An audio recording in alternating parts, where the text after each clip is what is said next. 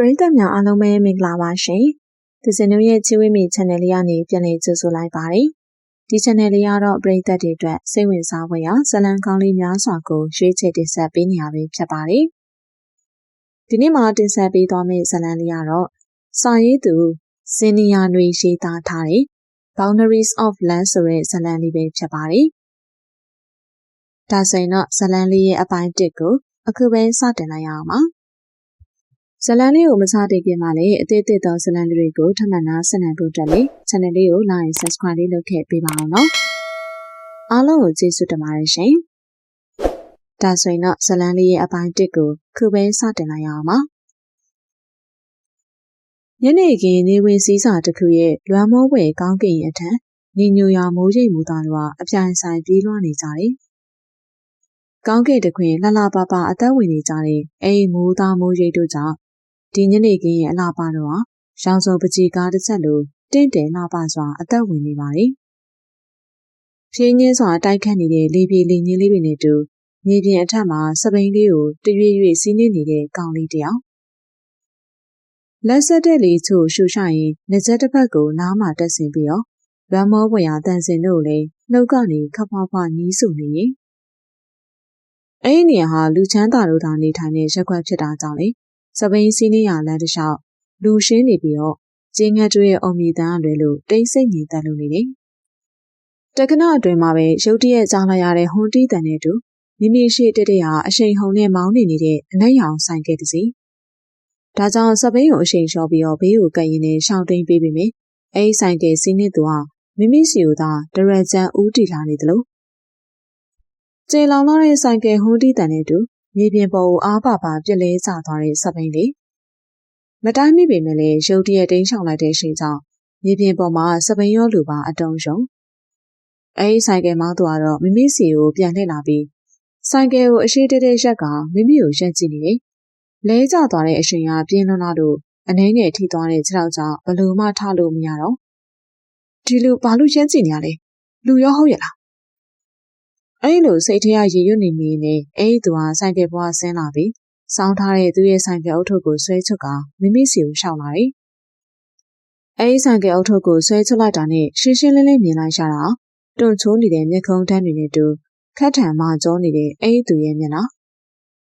လေးတောင်ဆန်ဆန်မျက်နှာအထက်စိတ်လိုမကြမှုတွေကအထင်းသားမြင်နေရတယ်။လက်ဖူးပေါ်နည်းငယ်ဝဲကျနေတဲ့ငွေရောင်စပင်ခပ်ဖွာဖွာတို့ဟန်ပါပါတက်တင်ရင်ချစ်ကန်ကန်မျက်နှာပြီးနဲ့မိမိကိုစိုက်ကြည့်နေတယ်။မြင်မလုံးနဲ့အဲ့ဒီသူရဲ့ရက်ကြီးကြောင့်မောကြည့်နေရတဲ့လေပင်တွေတောင်မှညောင်းလာသလိုအနက်ရောင်စွတ်ကျင်နဲ့အနက်ရောင်ပေါင်းမရှိဦးသာတွဲဖက်ဝတ်ဆင်ထားပြီးအနက်ရောင်ကောင်းစီကိုလည်းနှစ်ဖူးထပ်မှာပတ်ထားသေးတဲ့အဲ့ဒီသူကအနက်ရောင်ခရီစီဖြစ်လိမ့်မယ်။ဒါအပြင်အနက်ရောင်စွတ်ကျက်တဲ့တာဝတ်ဆင်ထားကြောင့်ရင်အုပ်တစ်ချမ်းနဲ့ဘဲဘဲလက်မောင်းသားတစ်ချောင်းမှာကျောင်းဆရာကောင်ပုံဖော်ထားတဲ့တက်တူးတို့အထင်းသားမြင်နေရတယ်။ဖောက်ထားတဲ့နားတစ်ဖက်ကလည်းငကွင်းပေါင်းစုံတို့ဝတ်ဆင်ထားသေးတဲ့အဲ့လူရဲ့ပုံစံကြည့်ုံနဲ့လမ်းတရေကလေးကချီမှန်တန်းသိနိုင်တယ်။အဲ့ဒါဘာကြည့်နေလဲမထတော့လား။အဲ့သူတမီတမောနဲ့ခေါင်းမော့ပြီးတော့ငေးကြည့်နေရကြားလိုက်ရတဲ့ခက်ရှာရှာအတန်ကြောင့်ခေါင်းကိုပြန်ငုပ်ပြီးအားယူပြီးထနေလိုက်တယ်။ဒါပေမဲ့တစစ်စစ်နာနေတဲ့ခြေချင်းဝေကြောင့်လူဟာဘလို့မှထားလို့မကြပဲပြန်လဲကြနေတယ်။သူမထနိုင်တာကိုသိရနဲ့လက်ပိုက်ကြည့်နေတဲ့အဲ့ဒီသူဟာလူရောဟုတ်ပါလား။ဒီမှာနည်းနည်းထူပေးဦးလေထားလို့မရဘူးနောက်ဆုံးဘလို့မှထားမရတော့တာကြောင့်စိတ်မရှိစွာပြောလိုက်တော့တယ်ယောက်ျားဖြစ်ပြီးဒီလောက်လေးနဲ့ဘာကိစ္စမျက်နှာရှုံ့မဲ့ညာလဲမင်းကလေးလည်းမဟုတ်ဘာမင်းစကားမဆုံးခင်မှာပဲအဲ့ဒီသူဟာမိမိကိုရုတ်တရက်ပွေ့ကြည့်လိုက်တာကြောင့်ရောင်ရမ်းပြီးအဲ့ဒီသူလက်တောင်တိုင်းဖတ်မိလိုက်တယ်ဘာလို့တာလဲဖဲ့ပါပြစ်ချလိုက်ရမလားနောက်တစ်ခါပါထပ်ကျိုးသွားအောင်လို့ပြောရင်းဆိုရင်လည်းသူ့ကိုရပ်ထားတဲ့သူ့ရဲ့ဆိုင်ကလေးပေါ်တင်ပြီးတော့ထိုင်စီတယ်။ဒီရင်တော့အဲ့ဒီသူဟာမြေပြင်ပေါ်မှာဒူးတစ်ဖက်ထောက်လျက်သာထိုင်ချပြီးတော့သူ့ရဲ့စရက်ကိုကန်ကြည့်နေတယ်။ကိုကတော့တစားစီကျိုးသွားတဲ့စပိန်ချင်းလေးကိုသာနှမျောတာတာကြည့်နေမိတယ်။ဒါဟာကားလမ်းလည်းမဟုတ်လူလည်းမရှုပ်ကားလည်းမရှုပ်ပါပဲ။တက်တက်ကြီးဝင်တိုက်တာသိကြတယ်။ဒါမှမဟုတ်ဒီလမ်းဟိုတော်မှာဖြောက်အောင်မမောင်းနိုင်ရင်ဒီလူကအရက်သမားပဲဖြစ်ရမယ်။ဘယ်နားလဲဒီနားလားနားလေဘာလို့ရမ်းလောက်တာလဲခမရရောဘာလို့နားညီအောင်လို့အဲ့လောက်အော်နေရလဲ မကြိုးသေးရဲ့ခြေထောက်ကျိုးသွားလို့ထပ်ချိုးပြရမလားအဲ့သူပြောလိုက်တဲ့စကားတွေကြောင့်ဘာမှမသိဒေါသထွက်သွားမိပြောလိုက်တဲ့စကားတွေကသူ့ရဲ့ခက်ချောချောရုပ်လေးနဲ့တောင်တစမ်းမှမလိုက်ရိုင်းဆိုင်လို့နေတကယ်ဆိုဒါသူ့ကြောင့်ဖြစ်တာပဲမလားအဲ့ဒါမင်းကြောင့်ဖြစ်ရတာမဟုတ်ဘူးလားမင်းဘာလို့ငါ့ကိုဝင်တိုက်လဲစိတ်ကတူတူနဲ့အဲ့သူလေးသားမမပြောပြလိုက်တော့သူ့ကိုမျက်လုံးစိမ်းတွေနဲ့မောကြည့်လာတယ်ခမ ्या ကိုအချိန်ကုန်ခံပြီးဘာကိစ္စဝင်တိုက်ရမှာလဲလမ်းကအကျိတ်ခမ ्या ဘာသာမရှောင်နိုင်တာကျုံနဲ့မဆိုင်ဘာလဲအခုကငါအပြစ်ပေါ့ဒီလူယူနေရလားဘလို့လူဆိုးကောင်လဲဒေါသထွက်သွားမိအားကြောင့်မျက်မှောင်ကျုံပြီးစိုက်ကြည့်ပြီးတော့လူဆိုးကောင်ကရုတ်တရက်ထားရှက်လာပြီးသူ့မျက်နှာရှေ့တိုးလာတယ်ဒီကတတိလေးကျုပ်ကိုဘလို့ကြည့်နေကြည့်နေလဲအကြည့်တွေကိုပြက်လိုက်ကိုအနှဲငယ်ကုန်းပြီးသူထားနေတဲ့ဘေးတစ်ဖက်တစ်ချက်မှာလက်တွေထောက်ပြီးတော့သူ့မျက်နှာကိုစိုက်ကြည့်ပြောနေတော့တကယ်ကိုစက်သိမ်းထားမိသွားတာအမှန်အနီးကဲမြင်နေရတဲ့အဲ့လူဆိုးကောင်ရဲ့ညီညွတ်ရာမျက်ဝန်းတောက်တောက်တွေဒေါသလွှမ်းနေတဲ့ရိပ်ရောင်တွေအထင်သားမြင်နေရတယ်တွန်ချိုးထားတဲ့မျက်ခုံးတွေနဲ့သူ့ကိုအေးဆက်ဆက်စကားပြောနေပုံကကြောက်စရာအသွင်အပြည့်နဲ့ပါခမ ्या ကိုအကြည့်တွေပြင်းလို့ပြောနေလေသူ့မျက်နှာကိုစိုက်ကြည့်ရင်ရုတ်တရက်ထောက်လိုက်တဲ့အတန်းကြောင့်လမ်းဖြတ်ပြီးခန္ဓာကိုယ်တော်စက်ကနေတုံသွားမိတယ်မျက်နှာအနေထားကိုကြပြကြရပြန်ပြင်လိုက်ရင်ဘယ်လိုကြည့်လို့လဲနာမည်ပြောဟမ်ဘာလို့ပြောရမှာလဲ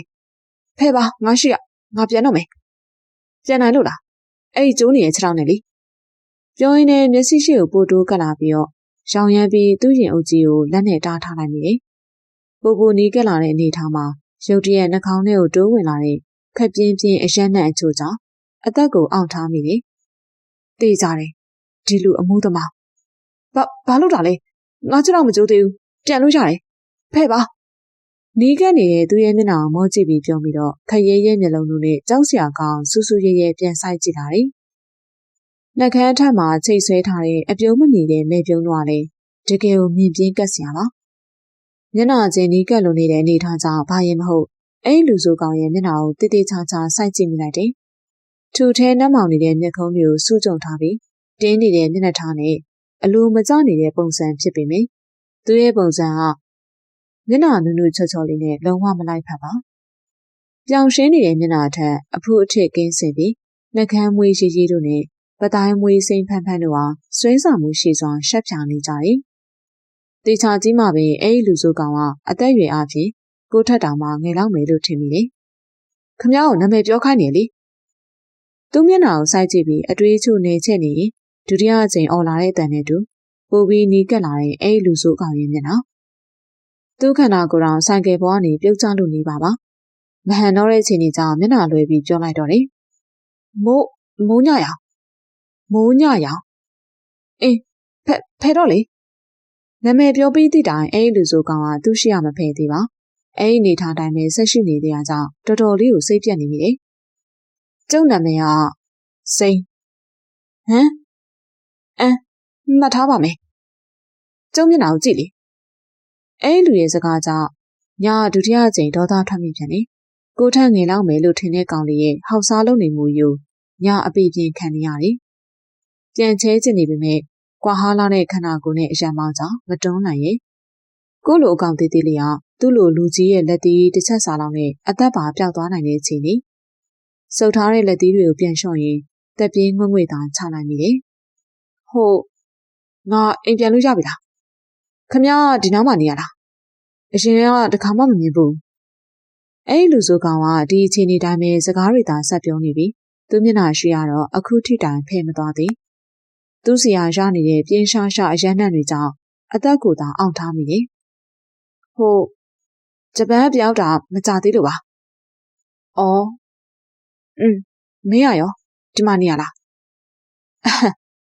ကျုပ်လူကဒီလိုနေရာမျိုးမှာနေနိုင်ပါလေလားကျုပ်ချီနေကအဲ့လောက်ထိသားနာနေတယ်လို့မြင်လို့လားဟုတ်တော်ပြီခမ ्या အိမ်လေးစာပြောကျုပ်လိုက်ပို့မယ်မလို့ပါဘူးကို့ဘာသာပြန်ပါမယ်အဲ့ဒီကျိုးနေတဲ့ခြေထောက်နဲ့လား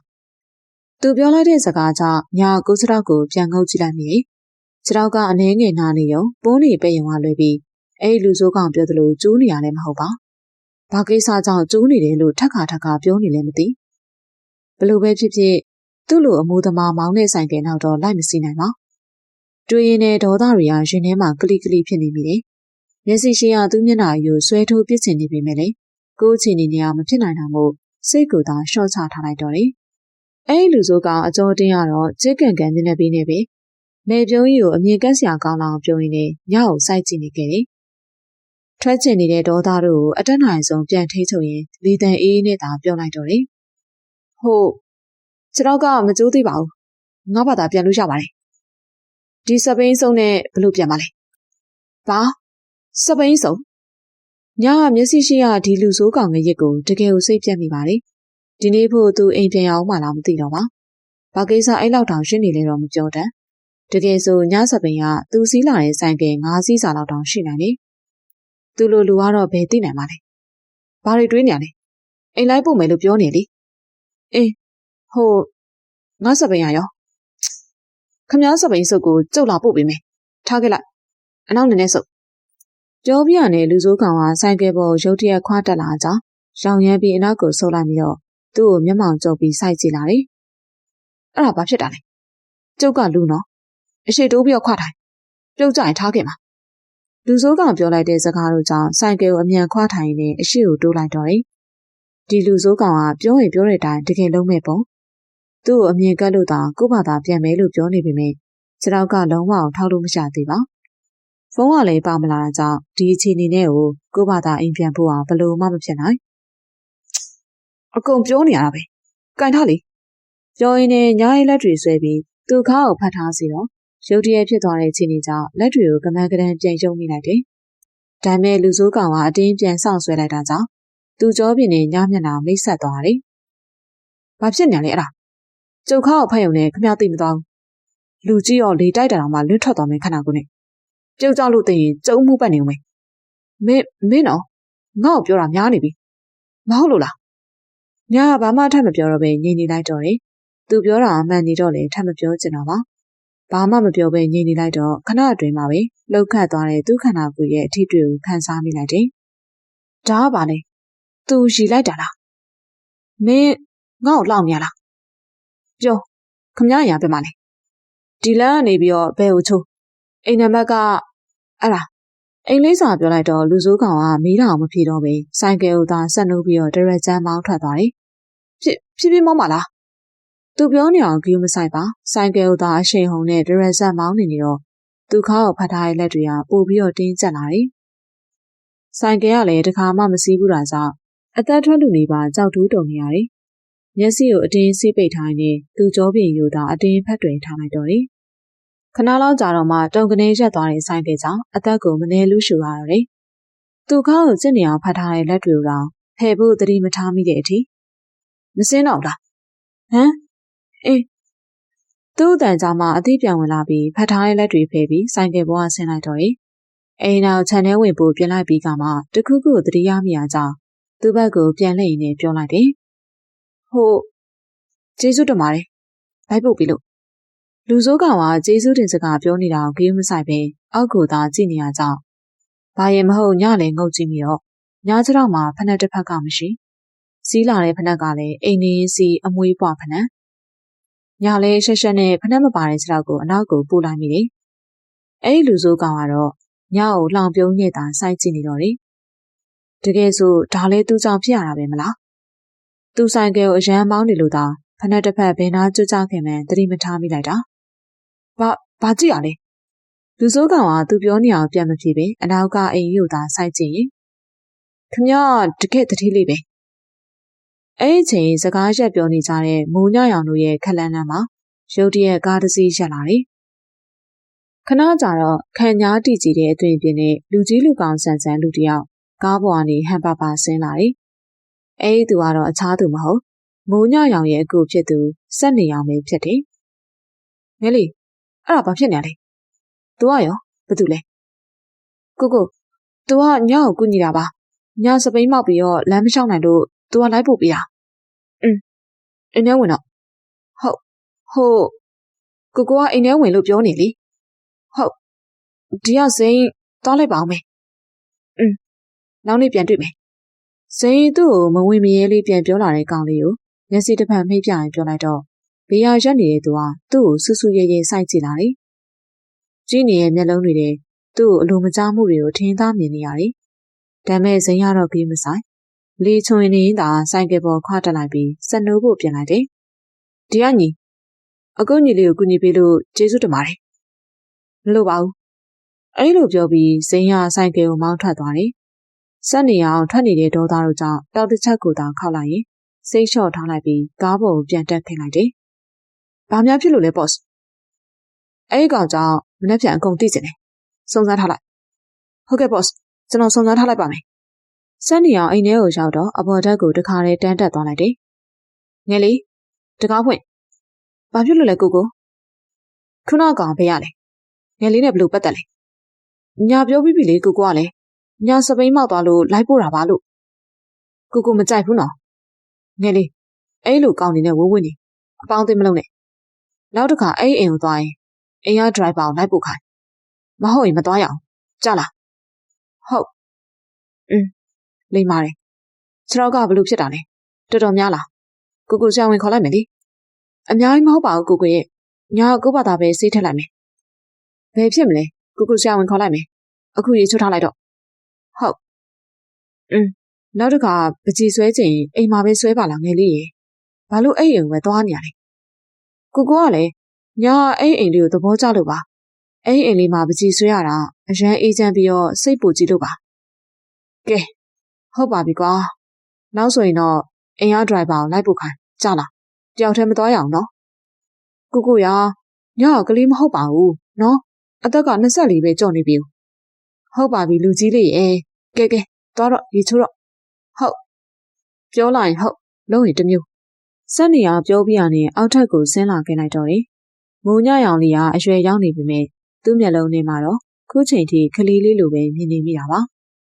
မိတစိုးလေးမို့တနာချစ်လေးချစ်နေမိရလဲပါတယ်။သူ့ကိုမွေးပြီးချင်းမှာပဲမိမိဟာဆုံးပါသွားခဲ့တော့ဒီကလေးကိုဖေဖေနဲ့ကိုမှတော်တော်ကိုတနာခဲ့ရတယ်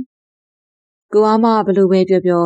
10နှစ်သားရွယ်ထိမိမိနဲ့တူတူရှိနေခဲ့သေးရတယ်မလား။ဒါ့အပြင်မိုးညရောင်လေးကမွေးကလေးကကျမ်းမာရေးချူချာတက်တာကြောင့်လေဖေဖေနဲ့ကိုမှပို့ပြီးဂီးဆိုင်နေရတယ်။ဖေဖေကလည်းဒီကလေးကိုတိတ်အလိုလိုက်တယ်။အဖေနဲ့ကိုကအလိုလိုက်မှန်းချစ်မှန်းသိရတော့ဒီကလေးကတော်ရုံမစိုးပါတခါတလေသူလှုပ်ချင်တာသူဖြစ်ချင်တာကိုဇိုတီရလှုပ်တတ်တာလေးရလွဲလို့ကျန်တဲ့နေရာတွေမှာတော့အတော့ကိုလိမ်မာတဲ့ကလေးပါအဲဒီဇိုတီရလှုပ်တတ်တဲ့အကျင့်လေးကြတော့ဘလို့မှပြင်လို့မရမမေစီယာတခုတည်းသောအမွေရလာတဲ့အကျင့်လေးလို့ဖေဖေကတော့ပြောတယ်သူအသက်16နှစ်အရွယ်မှာအထက်တန်းပြီးတော့ US ကိုပညာသင်ဖို့လို့လုပ်ခဲ့ရတယ်ကိုမှလည်းမြန်မာပြည်ကလုပ်ငန်းတွေအတွက်လိုက်သွားလို့မဖြစ်တာကြောင့်စိတ်မချခဲ့ပေမဲ့မဖြစ်မနေလွတ်ထားရတယ်။ဒါကိုအစိုးလေးကတိတ်ကိုခွင့်ရေးယူတတ်တယ်။ US မှာပညာသင်ပြီး6နှစ်လောက်ကြာတော့ဒီလောက်တင်းကျပ်နေအောင်ထားတဲ့အဆောင်ရှောက်တွေကြားရလေ။သူ့တော်ရှိတဲ့ဂျပန်ကိုရောက်အောင်ခိုးပြီးတော့ထွက်ပြေးခဲ့သေးတယ်။ဖေဖေနဲ့ကိုမှအားချင်းပြန်ခေါ်လိုက်ခဲ့ရပေမဲ့အတင်းမရမကတောင်းဆိုမှုကြောင့်အတော်ဖြစ်သူကိုတေချာအနှံခဲ့ပြီးနေခွင့်ပြုခဲ့ရတယ်။ဂျပန်မှာနေရင်သူ့ဝါသနာပါတဲ့ပကြီးနဲ့ဓာတ်ပုံပညာကိုလည်းလေ့လာရင်ဒီနေ့ကြော်2နှစ်နီးပါးလောက်ထိကြာခဲ့ပါတယ်။ကို့မှာဂျပန်ကိုလည်းအိမ်ဦးနဲ့ကျန်းပြင်ထပ်ဖြစ်ခဲ့ရသေးတယ်။နောက်ဆုံးချောမော့ပြီးမှမြန်မာပြည်ကိုပြန်ခေါ်ခဲ့ရတဲ့ဖြစ်ပါ။ဒါတော့အစိုးရမလိုက်ချင်နဲ့လိုက်လာခဲ့ရတယ်။မြန်မာပြည်ကိုပြန်တော့လည်းဘာလုံးမှမလုပ်ခိုင်းရတာကြောင့်အိမ်မှာပဲနေစီခဲ့တယ်။ဒါမဲ့သူ့ဝါသနာပါတဲ့ပကြီးနဲ့ဓာတ်ပုံပညာကိုတော့လုပ်ဖို့လို့ခွင့်ပြုပေးခဲ့ရတယ်။မြန်မာပြည်ကိုပြန်ရောက်ပြီးတော့9လလောက်ကြာတော့ပကြီးပြကန်းလေးတစ်ခုဖွင့်ပေးခဲ့ပြီးပါရမီပါတဲ့သူ့အတွက်တော့ဖွင့်ခြင်းမှာပဲနာမည်ရလာပြီးအလိုက်ထိုက်တော့အောင်မြင်ခဲ့ပါတယ်။ဒါမဲ့အခုမှအခုချိန်ထိတိုင်းစိတ်မချဖြစ်နေရတာတော့အမှန်ပါ။ဖြစ်နိုင်ရင်ဒီကလေးကိုအိမ်ထဲမှာသာပိတ်ထားခြင်းမိတယ်။လူတွေကိုအယုံလဲပြီးနေရာတကာမှာအားနာတတ်တဲ့စိတ်လေးကြောင့်လေသူ့အတွက်ရင်မအေးနိုင်ဖြစ်နေရတယ်။မြန်မာနိုင်ငံရဲ့ Top 5 စီးရင်ဝင်ဖြစ်တဲ့နာမည်ကြီးအနာတိတ်မှတ်အများလေးမှာDreams Entertainment ဟာအမြဲတစေထိတ်ဆုံးမှာရပ်တည်နေတယ်။အဲဒီ Entertainment ကနေ့စဉ်မွေးထုတ်ပေးနေတဲ့အဆိုတော်တရုပ်ဆောင်အများပြားဟာနယ်ပယ်အသီးသီးကဏ္ဍအသီးသီးတို့မှာနာမည်ဂုဏ်ပုတ်များစွာတို့နဲ့အောင်မြင်စွာရပ်တည်လျက်ရှိနေကြတယ်။ကျဲဝန်းခမ်းနားလာတဲ့အစည်းအဝေးခန်းထဲမှာတာဝန်ရှိဝန်ထမ်းတို့နဲ့ခုံရှည်ရဲ့ထိတ်ဆုံးလေခုံမှာပကတိကြည်လင်နေတဲ့အပြုံးတို့နဲ့ဟန်ပါပါခြေချိတ်ထိုင်နေသူက Dreams Entertainment ရဲ့ CEO စက်နေအောင်ပဲဖြစ်တယ်။ စက်နေရောင်ကလုပ်ငန်းခွင်ထဲပြင်မှာခြားနားစွာနေထိုင်တတ်တယ်။အပြင်လောကမှာများသောအားဖြင့်အပြုံးရည်နေပြီမေလုပ်ငန်းခွင်မှာတော့ဘာအကြောင်းကိစ္စမဆိုအမြဲတစေပြုံးနေတတ်တယ်။အားလုံးပဲဒီနေ့တော့ဒီလောက်ပါပဲ။ကျေးဇူးပြုပြီးတော့အပင်ပန်းခံလိုက်ကြပါဦး။အချိန်တစ်ခုကြာမှတော့အစည်းအဝေးခန်းနာအဆုံးသတ်ပြီးတာဝန်ရှိသူမိတ်ဆွေဝန်ထမ်းတို့နှုတ်ဆက်ရင်အဲ့ဒီအစည်းအဝေးခန်းထဲကဦးစွာထွက်ခွာခဲ့တယ်။မိမိရဲ့ကိုယ်ပိုင်ရုံးခန်းထဲရောက်တော့မှခုံမဝင်ထိုင်ရင်လက်တိုင်ကိုအနှဲငယ်ဖြေလျှော်လိုက်ကစစ်နိုင်ငါစုံစမ်းခိုင်းတဲ့ကိစ္စအကုန်သိရပြီလားဟုတ်ကဲ့ boss အားလုံးစုံစမ်းခဲ့ပြီးပါပြီဟုတ်ပြီငါအကုန်သိချင်တယ်ဟုတ်ကဲ့နာမည်ကစိမ့်ပါအသက်က20နှစ်ပညာရည်ချင်းမရှိတကောင်ကြွက်ပါတငယ်ချင်းတယောက်နဲ့အတူတူတာမန်တိုက်ခန်းမှာငားနေရလို့သိရပါတယ်ဇာတိကတော့ရန်ကုန်ကပဲနေတိုင်းလိုကလပ်မှာမူးယူတောင်စားတက်ပြီးတော့အလောင်းစားလုပ်ပါတယ်အလောက်ကန်ကတော့ဘာလုပ်လဲဆိုတာသိချာမသိရပါဘူးပတ်စံရရင်တော့အကုန်လုပ်ပါတယ်သူတို့နယ်ပယ်ထဲမှာတော့နာမည်ကြီးလူမိုက်ပါโอเคရပြီဟုတ်ကဲ့မနေ့ပြန်စပြီးငယ်လေးရဲ့ပကြီးပြားကန်တစ်ဝိုက်လူလွတ်ထားလိုက်အဲဒီကောင်အရှိရောင်မြင်တာနဲ့ငါ့ကိုဆက်သွယ်ဟုတ်ကဲ့ boss ကျွန်တော်စီစဉ်လိုက်ပါမယ်โอเคစနေအောင်ပြောပြရနဲ့ဖုန်းထုတ်ပြီးဖုန်းနံပါတ်တစ်ခုစီခေါ်ဆိုလိုက်တယ်ဟယ်လိုကိုကိုငယ်လေးဘာလုပ်နေရလဲကိုဖုန်းခေါ်နေတာဘာလို့ချက်ချင်းမကင်တာလဲအခုဘယ်ရောက်နေရလဲညနိုင်ငံခြားအိတ်တယ်နဲ့တွေ့နေလို့ပါကိုရဲ့အခုမှဖုန်းကင်လို့ကြတာဟုတ်ပြီကိုတခါတည်းဝင်ခေါ်မယ်စောင့်နေနော်ရတယ်ကိုညကိုဘာသာပဲပြန်ခဲ့မယ်ကားလဲပါလာတယ်ကားကိုကိုစစ်နိုင်ကိုယူခိုင်းလိုက်မယ်ငယ်လေးကိုလာခေါ်မယ်ပြောကြလည်းရှိလို့ဟုတ်အဲ့ဆိုညစောင့်နေမယ်စနေအောင်ကားကိုတဖြည်းဖြည်းမောင်းနေရင်ညီဖြစ်သူရဲ့ပကြီးပြားကန်းစီဦးတည်သွားနေတယ်ရန်ကုန်မြို့ရဲ့ရင်ကျော်ရှုပ်ထွေးနေတဲ့လမ်းမကြီးအထက်ပိတ်ဆို့နေတဲ့ကားတွေကြောင့်အချိန်တွေကကြန့်ကြာနေရတယ်။ဒရက်ဆာပိတ်မိနေတဲ့မီးပွိုင်းတွေကြောင့်လည်းစက်နေအောင်စိတ်မရှိစွာနဲ့စုပ်တစ်ချက်တက်လိုက်မိတယ်။ပိတ်မိနေတဲ့မီးပွိုင်းတစ်ခုမှမိနစ်အနည်းငယ်ကြာနေထိရက်နေနေမှာစက်နေအောင်တနေရာစီအကြည့်ရောက်သွားတယ်။ရုတ်တရက်ကားမှန်တစ်စင်းကားတစ်စီးပေါ်မှာအမတ်မထင်မြင်လိုက်ရတဲ့ပုံရိပ်လေးဟာသူ့ရင်ကိုအစမတန်လှုပ်ခတ်သွားစေတယ်။အဲဒီလိုစိတ်ခံစားမှုမျိုးလေးကသူ့စီကိုနောက်တစ်ဖန်ပြန်ရောက်လာခဲ့ပြန်တယ်။ဘာကြောင့်ရင်မသိအဲဒီခံစားချက်လေးကိုသူမှတ်မောတယ်။နောက်တစ်ချိန်ပြန်လို့ချင်နေမိတယ်။စက်နေအောင်အဲဒီပုံရိပ်လေးစီအကြီးတို့တက်ရောက်နေရင်အနောက်ကဒရက်ဆက်မြည်လာတဲ့ကားဟွန်းတန်တွေကြောင့်အာယုံတွေကိုပြန်ဆုစေးပြီးတော့အဲဒီပုံရိပ်လေးကိုမျက်နှာလွှဲပြီးကားကိုသာအမြန်မောင်းထွက်ခဲ့လိုက်တော့တယ်။ဟူးတပြင်းမြေချိုင်းသာကားကိုညီဖြစ်သူစီအလင်းမြန်မောင်းထွက်ခဲ့လိုက်တော့တယ်။ကိုရကြားလိုက်တာညဆောင်နေရအိတ်တောင်ပြောတော့မယ်။လမ်းမှာကားတွေပိတ်နေလို့ပါငယ်လေးရ။လာတက်။ဟုတ်ကားမောင်းနေရလမ်းကျောတစ်လျှောက်စက်နေအောင်တယောက်ဘာစကားမှမဆိုတစုံတယောက်သာတွေးပြီးတော့ငေးနေတယ်လို့စောစောကတွေးခဲ့တဲ့ပုံရိပ်လေးကြောင့်ဖြစ်လိမ့်မယ်။ကိုညကိုပြောကြရှေ့ဆို။မိုးညရောင်ရဲ့တန်ကြတော့မှအတွေးတို့လက်စားဖြတ်ရင်ဟမ်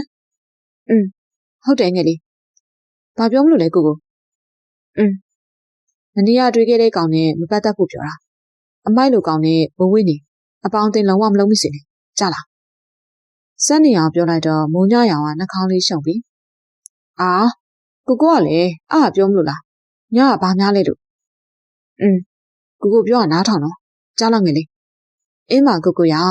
ညကဘာလို့သူ့လိုလူနဲ့အပေါင်းအသင်းလုံးအောင်ပါလဲဟုတ်ပြီကိုစကားနားမထောင်ရင်အကြည်ဆွဲခွင့်မှာပိတ်မယ်မုံညရောင်ကိုဖြစ်သူဆက်မပြောတော့ပဲကားမှန်တစ်စင်အပြင်ဘက်ကိုသာငေးကြည့်လိုက်တယ်။ဘာပဲဖြစ်ဖြစ်ညကိုစိတ်မဆိုးရပါ။ကိုကညကိုသူ့အသက်ထက်ပိုပြီးချစ်တယ်လို့ညရှုံကြည့်တယ်။ညငငယ်လေးကလေးကဖေဖေကညတို့ရှိရအတွက်စီးပွားရေးလိုသာအာယုံစိုက်နေခဲ့ပြီးညကိုတော့မှတေချာခီးမဆိုင်နိုင်ခဲ့။ညထက်10နှစ်လောက်ကျော်ကြီးတဲ့ကိုကပဲညပေါ်မှာအဖေလိုတစ်မျိုးအကိုလိုတစ်မျိုးစောင့်ရှောက်ခဲ့တယ်။ကိုညပေါ်မှာလိုအပ်တာထပ်ပို့ပြီးစိတ်ပူတာအောင်ညစိတ်မပြတ်ပါကိုညအပြေးဝနားလေတယ်ကိုဘာကြောင့်ညကိုဟိုလူဆိုးကောင်နဲ့မပတ်သက်စေချင်တာလဲဆိုတာကိုလည်းနားလေတယ်အကြောင်းကတော့ညမမေ့မူကိုအပြေးဝရခဲ့နေတယ်ညယောက်ျားလေးဆိုပေမဲ့မိန်းကလေးရှုံးအောင်ကိုချောတယ်လှတယ်လို့လူသားကပြောကြတယ်ဒါကလည်းကိုစိတ်မချတဲ့အကြောင်းရင်းတွေကအရေးအကြီးဆုံးတစ်ခုညအထက်တန်းလောက်ကလေးကညကိုရီးစားစာလိုက်ပြီးတဲ့ယောက်ျားလေးချို့ကြောင့် ကိုကိုဟာညာအတွက်နဲ့လူမိုက်လုပ်ခဲ့ရသေးတယ်။ညာအကြောင်းနဲ့တော့ကိုကိုကိုငငယ်ရလို့ထပ်မဖြစ်စေချင်တော့ဘလို့ပဲဖြစ်ဖြစ်ကိုကိုပြောနေရတွေကညာကောင်းမှုအတွက်ပဲမဟုတ်လား။အတွေးချို့ပြန်လွင့်နေရအချိန်တစ်ခုကြာတော့ညာတို့ကလေးအိမ်ကိုပြန်ရောက်ခဲ့တယ်။ဒါမဲ့ခြံထဲမဝင်ပြီးခြံပြင်မှာတွေးလိုက်ရတဲ့မြင်ကွင်းကြောင့်ညာအတော်လေးကိုစိတ်ပြတ်သွားမိတယ်။မနေ့ကတွေ့ခဲ့တဲ့ဇိန်းဆိုတဲ့သူကခြံရှိမှာဆိုင်ကယ်ကိုမှီပြီးတော့ပိတ်ရက်နေပါလေ။အငွေ1000ထောင်ထွက်နေတဲ့စီကရက်ကိုလည်းလက်ချားညှက်ရင်းနဲ့သူတို့ကောက်အောင်စိုက်ကြည့်နေတယ်။ဒီကောင်ဘာကောင်လဲ။စက်နေအောင်ကောင်းဟိုးကိုတတီအဆက်မပြတ်ဟွန်းတီးနေနေခြံရှိရဖယ်ဖို့အချက်ပြပေးမယ်။ဇိန်းကတော့ဘာမှမတုံလို့ပဲအဲ့ဒီတိုင်းသာပိတ်ရက်နေစေပါ။ကိုညဆင်းလိုက်မယ်။သူညစပင်းကိုပြန်လာပြရထင်တယ်။ကိုဆင်းမလာနဲ့နော်။ဒီတစ်ခါပဲသူနဲ့တွေ့ရတော့မှာပါ။ကိုစိတ်လျှော့နော်။မုံညရောင်တရားအကူဖြစ်သူရဲ့ဒေါသကိုသိရကြောင်းတေချာပြောခဲ့ရင်လည်းကားပေါ်ကခက်မြက်မြက်ပဲဆင်းလာလိုက်တယ်။ဒီမှာမင်းစပိန်လာပြရလား။မမြင်ဘူးလား။ကျေးဇူးပဲ။ဘေးမှာရထားတဲ့စပိန်ကိုညကဆွဲယူတော့သူကအယူမခံစပိန်ကိုပြန်ဆွဲထားတယ်။ဘာလို့တာလဲ။ခင်ဗျားတို့လူချမ်းသာတွေကကျေးဇူးတင်တာတော့မှလူမပြောတတ်ကြပါလား။ဘာ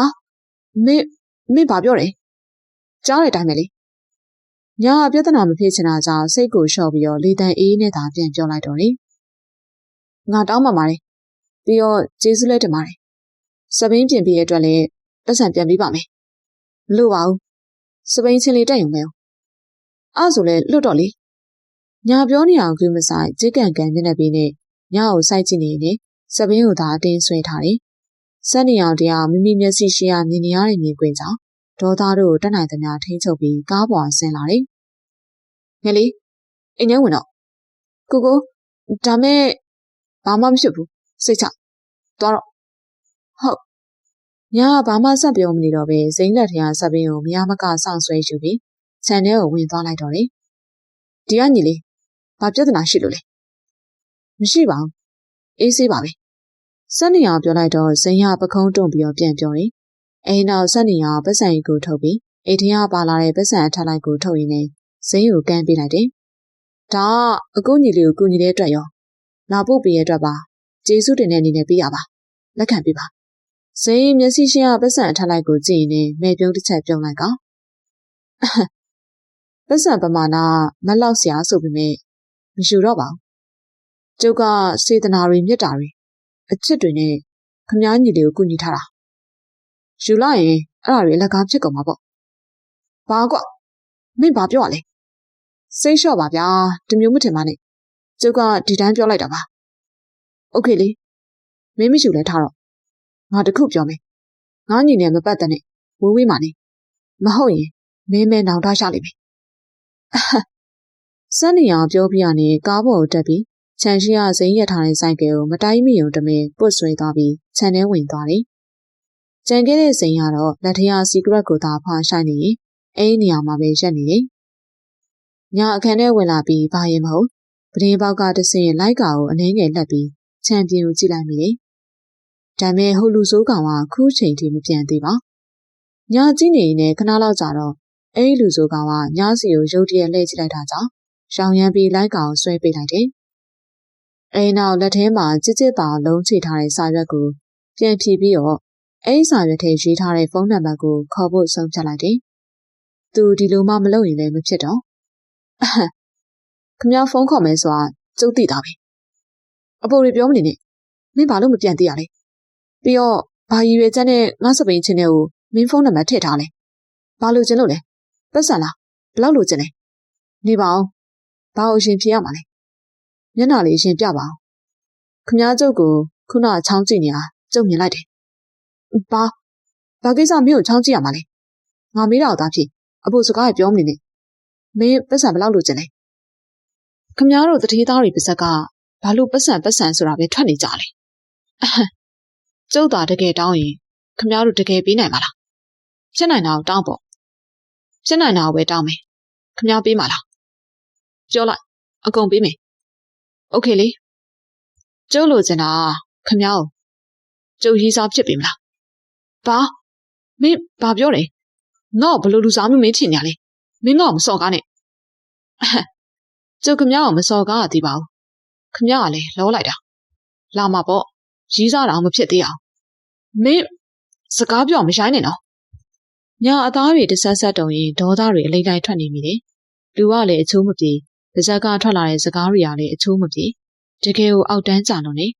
အနားမှသာရှိရိုက်တက်မိမှာအမှန်ခမဖုန်းမချနဲ့နော်ချရင်ခမရင်နဲ့ထိဝင်လာမှာမင်းယူနေလားခမသာဖုန်းချရင်ချကြည့်လိုက်ကျုပ်တကယ်ဝင်လာမလားလို့သိရတာပေါ့မင်းဘာဖြစ်စင်တာလဲခမအခုပြန်ထွက်လာခဲ့ဘာလို့ထွက်လာအောင်မလဲ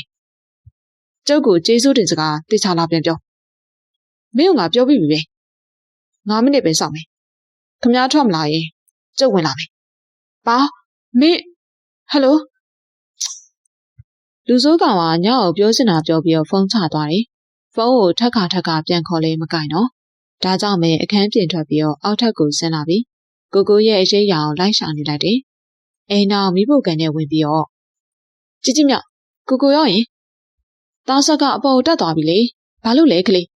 အော်ဟုတ်ကိုလာလို့ညအောင်မင်းညကောင်းမှုလို့ခဏအိတ်နေလို့ပြောလိုက်သေးလားလာမလို့ပါနဲ့လို့အေးကလေးကြီးမြောက်အောင်တေချာမှာခဲ့ပြီးညချန်ပြင်းကိုအမြန်ပြေးထွက်သွားလိုက်တယ်ချန်ပြင်းထွက်လိုက်တာနဲ့တပြိုင်နက်ညရဲ့လက်တစ်ဖက်ကိုရုတ်တရက်ဆောင်းဆွဲခြင်းခံလိုက်ရပြီးခန္ဓာကိုယ်ပါဘေးရနေရန်နဲ့ဆွဲကပ်ခြင်းခံလိုက်ရတယ်အော်နေရန်နဲ့ဆွဲကပ်လိုက်တဲ့အချိန်ကပြင်းလွန်းတာကြောင့်ကြောတာအောင့်တက်သွားတယ်မင်းဘာလုပ်တာလဲလွတ်သူ့ကိုအတင်းရှုံးကန်ပြီးထူရိုက်နေတော့လက်တွေကိုပါဆွဲချုပ်ပြီးနေရန်နဲ့အတင်းဖိကပ်ပြန်တယ်ဘာလို့ကြာနေရလဲ9မိနစ်ကျော်သွားပြီနော်ခမည်းရောက်လာတာကန်ကောင်းသွားတယ်မှတ်ကျုပ်ဝင်လာတော့မလို့ပြောရင်းနဲ့မျက်နှာနာကိုတဖြည်းဖြည်းတိုးကပ်လာကြောင်းညမျက်နှာကိုလွှဲထားလိုက်တယ်စီဂရက်နဲ့ရောနေတဲ့အရန်နဲ့တွေကိုလည်းမခံနိုင်စွာနဲ့အသက်အောင်ထားမိတယ်ဘလို့ဖြစ်နေရလဲငါရောက်လာပြီပဲဖဲ့ငါရှိရလွတ်မဖဲ့ဘူးဘာလို့ဖဲ့ရမှာလဲမင်းကျေးဇူးတင်စကားပြောခိုင်းတာမလားပြောမယ်ငါမျိုးကျေးဇူးတင်တယ်တကယ်ကျေးဇူးတင်တယ်ဖဲ့တော့ငါလက်နာနေပြီအဲ့လိုရလားကျုံမျက်နှာကိုကြည့်ပြောလေမင်းဘာလို့ရှက်နေရလဲငါပြောပြီးပြီပဲမရပါဘူးကျုံမျက်နှာကိုကြည့်ပြောမဟုတ်ရင်မပြတ်ဘူးခမ ्या ကိုလည်းပြန်မလုပ်ဘူးညာစိတ်လျှော့လိုက်ပြီးသူ့မျက်နှာကိုကြည့်လိုက်တယ်ညာအကြောင်းနဲ့တော့မလိုအပ်တဲ့ပြဿနာဖြစ်လာမှာမလိုလားပါငါမင်းကိုတကယ်ကျေးဇူးတင်တယ်ငါ့ကိုလွတ်ပါတော့နားနေပြီညာပြောပြီးချင်းမျက်နှာကိုပြန်လွှဲလိုက်တယ်ဘာကြောင့်ရင်မသိညာသူ့မျက်နှာကိုဆေးမကြည့်ရဲ့သူ့မျက်နှာကိုဆေးကြည့်မိတိုင်းဘာမဆိုင်ညာမဆိုင်အဆောင်မတန်လှုပ်ခတ်လာတဲ့ညာရဲ့နှလုံးခုန်တန်းတွေကိုသူကြားသွားမှစိုးရိမ်နေမိတယ်သူအတင်းဖိချုပ်ထားတဲ့လက်တွေကိုရုံးပြီးပြုံးပြီးတော့မလွတ်ပေးတဲ့ပြင်ပို့ပြီးဖိညစ်ထားခြင်းသာခံရတယ်အတင်းရုံးကန်နေရကြောင်းနေရန်နဲ့ပုတ်တိုင်းမိပြီးတော့ညာလက်တွေလည်းဆက်ပြင်းဖြစ်နေပြီလူစိုးကတော့မညာမတာအတင်းသာဖိချုပ်ထားသေးတယ်လွတ်ကျုပ်ပြောတာကိုစဉ်းစားပြီးမလားဘာလို့လဲကျုပ်ရေးစားဖြစ်ပေးမလားဆိုတာလေမင်းယူနေလားငါယောက်ျားလေးခမ ्या ကိုလည်းဘသူကမိန်းမလို့ပြောလို့လေခမ ्या လည်းယောက်ျားကျုပ်လည်းယောက်ျားခမ ्या ဟာနဲ့ကျုပ်ဟာလည်းအတူတူပဲအကြီးသေးပဲကွာတာစိန်ပြောလိုက်တဲ့စကားကြောင့်ညာပါးလေးတွေနှီးရဲလာတယ်ရှက်စိတ်ကြောင့်မျက်လုံးလေးကိုဟိုလွဲတည်လွယ်မင်းဘာပြောနေရလဲညစ်ပတ်လိုက်တာဖဲ့လွတ်ငါသွားတော့မယ်စိန်သူ့ရှိရာအတင်းရုံးကန်ပြီးလှုပ်ရွနေတဲ့ကောင်လေးကိုကြည့်နေရင်စိတ်မရှိဖြစ်လာကြောင်းမလို့ခါးလေးကနေစောက်ဆွဲပြီးတိုင်းဖတ်ပလိုက်တယ်ဘာလို့တာလဲမင်းဖဲ့အဖက်ခံလိုက်ရတဲ့အတွက်ရုတ်တရက်လန့်သွားမိပြီမျက်စိရှိရလူရဲ့ရင်ဘက်ကြီးကိုထုရိုက်ပလိုက်တော့တယ်သူအတင်းထူရနေပြီမြင်အဲ့သူကတော့ပန်းနဲ့ပေါက်တယ်လားနည်းနည်းမှမဖြုံပါဖဲလို့ပြောနေလေဒါငါအိတ်ရှင်မနော်သိရလေအဲ့ဒါဘာဖြစ်လဲပြောကျုပ်ရေးစားဖြစ်ပေမလားဘာလို့ဖြစ်ပေးရမလဲငါယောက်ျားတွေမကြိုက်ဘူးကျုပ်ကိုတော့ကြိုက်ရမယ်ဟင့်ဘာလို့ကြိုက်ရမလဲမကြိုက်ဘူးလွတ်ပါငါရဲခေါ်လိုက်မှာနော်ကျုပ်လက်ထဲရတော့မှအရင်လွတ်အောင်လုပ်ပါငါတောင်းပန်ပါတယ်လွတ်ပါကြာနေငါ့ကိုတည်သွားလိမ့်မယ်လွတ်ပေးပါညာမယုံတော့ပဲသူ့မျက်နှာလေးကိုမောကြည့်ပြီးတောင်းဆိုသလိုပြောလိုက်တော့ညာရဲ့နေရွယ်နာကိုတိုးကပ်လာပြီးတနာလို့လွတ်ပေးလိုက်မယ်မနေ့ပြန်တွေ့စင်တယ်ခမ ्या နဲ့တွေးခဲ့တဲ့နေရာကိုလာခဲ့အဲ့ဒီနေရာအချိန်တမ်းမယ်မဟုတ်ရင်ကျုပ်ကိုယ်တိုင်လာခေါ်ပါ ဇင်းပြောပြရနဲ့ဖတ်ထားတဲ့ကိုလေးကိုချက်ချင်းစောင့်လို့ချလိုက်တော့မထိန်နိုင်တဲ့ခန္ဓာကိုယ်လေးဘေးကိုရိုင်ကျသွားတယ်။သွားပြီ။ပြောထားတာမမေ့နဲ့။အိမ်တော့ဆိုင်ကယ်ပေါ်ခွာတက်ရင်နဲ့ဒရက်ကျန်းပေါင်းထွက်သွားတယ်။ညလည်းသူထွက်သွားနဲ့ခြံထဲကိုပြန်ဝင်ပြီးကိုကိုရဲ့ရေးရောင်ကြည့်ရင်အပေါ်ဓာတ်ကိုအမြန်ပြေးတက်ခဲ့လိုက်တယ်။အခန်းထဲကိုရောက်တော့မှနာနေတဲ့လက်တွေကိုသေချာကြည့်မိတော့နေရံနဲ့ချစ်မိထားတဲ့ပုံပဲ့ရှာတွေကလက်ကဝင်းနှစ်ဖက်လုံးနှီးရှင်းနေတယ်။ဘလို့တော့ကြမ်းတမ်းရိုင်းဆိုင်တဲ့လူဆိုးကောင်လေ။လက်ကပုံပဲ့ရှာတွေကိုဆေးလိမ့်နေရင်ဘာကြောင့်မှမသိစောစောကလေးကအခုံမြန်နေတဲ့နှလုံးခုန်လုံးတွေကမရှက်တတ်နိုင်သေး။ဘာကြောင့်ရဲဆိုတာညမသိသိလဲမသိချင်ပါ။ဒါပေမဲ့သူမျက်နှာမြင်အောင်မိလေနှလုံးခုန်လုံးတို့ကအစမတန်လိုက်ဖို့လာလေးဖြစ်နေရကြောင်းညတကယ်ကိုစိတ်ပြက်နေမိလေ။ဘလို့ကြောင့်မေးဖြစ်ဖြစ်ဒီနှလုံးခုန်တန်တွေကအဲ့လူဆိုးကောင်အတွက်မဟုတ်ဖို့တော့ညမျောလင်းမိတာအမှန်ပါမိုးညရောင်တယောက်နှိမ့်ချိုက်စွာအိမ်မောကြနေရင်ရုတ်တရက်ကျဲလောင်စွာထွက်ပေါ်လာတဲ့အလန်းတန်ကြောင့်လန်နိုးလာခဲ့တယ်။အိတ်ချင်မှုတို့နဲ့ခေါင်းထောင်ထားလိုက်ပြီးတော့အဆန်မပြတ်မြည်နေတဲ့အလန်းကိုအရင်ပိတ်ပြီးတော့ပြန်လဲအိတ်လိုက်တယ်။ညတော့ကပကြီးဆွဲနဲ့ညှင်းနေခဲ့တဲ့တန်ကြောင့်စိတ်ကမလန်းပဲလူဝလုံးဝအောင်မထားချင်ပါ။မိနစ်ပိုင်းလောက်ထိခဏမေးနေမှအိတ်လို့မပြောတော့တဲ့မျက်လုံးများကြောင့်ထထိုင်လိုက်တော့တယ်။ပြင်းကြောတစ်ချမ်းဆိုင်နဲ့ကရင်ပွားဆင်ပြီးရေချိုးကန်းထဲပါတခါလေးတန်းဝင်လိုက်တယ်။နေရန်ကိုလက်ထောက်ပြီးရေပန်းအောက်ကိုဝင်ရက်နေနေပထမအဦးဆုံးသတိရမိတာကဟိုလူဆိုးကောင်သူချင်းတဲ့နေရာကိုသွားဖို့မသွားဖို့သူတွေ့ဝေနေမိတယ်။သွားလဲမသွားခြင်းမသွားလို့လည်းမဖြစ်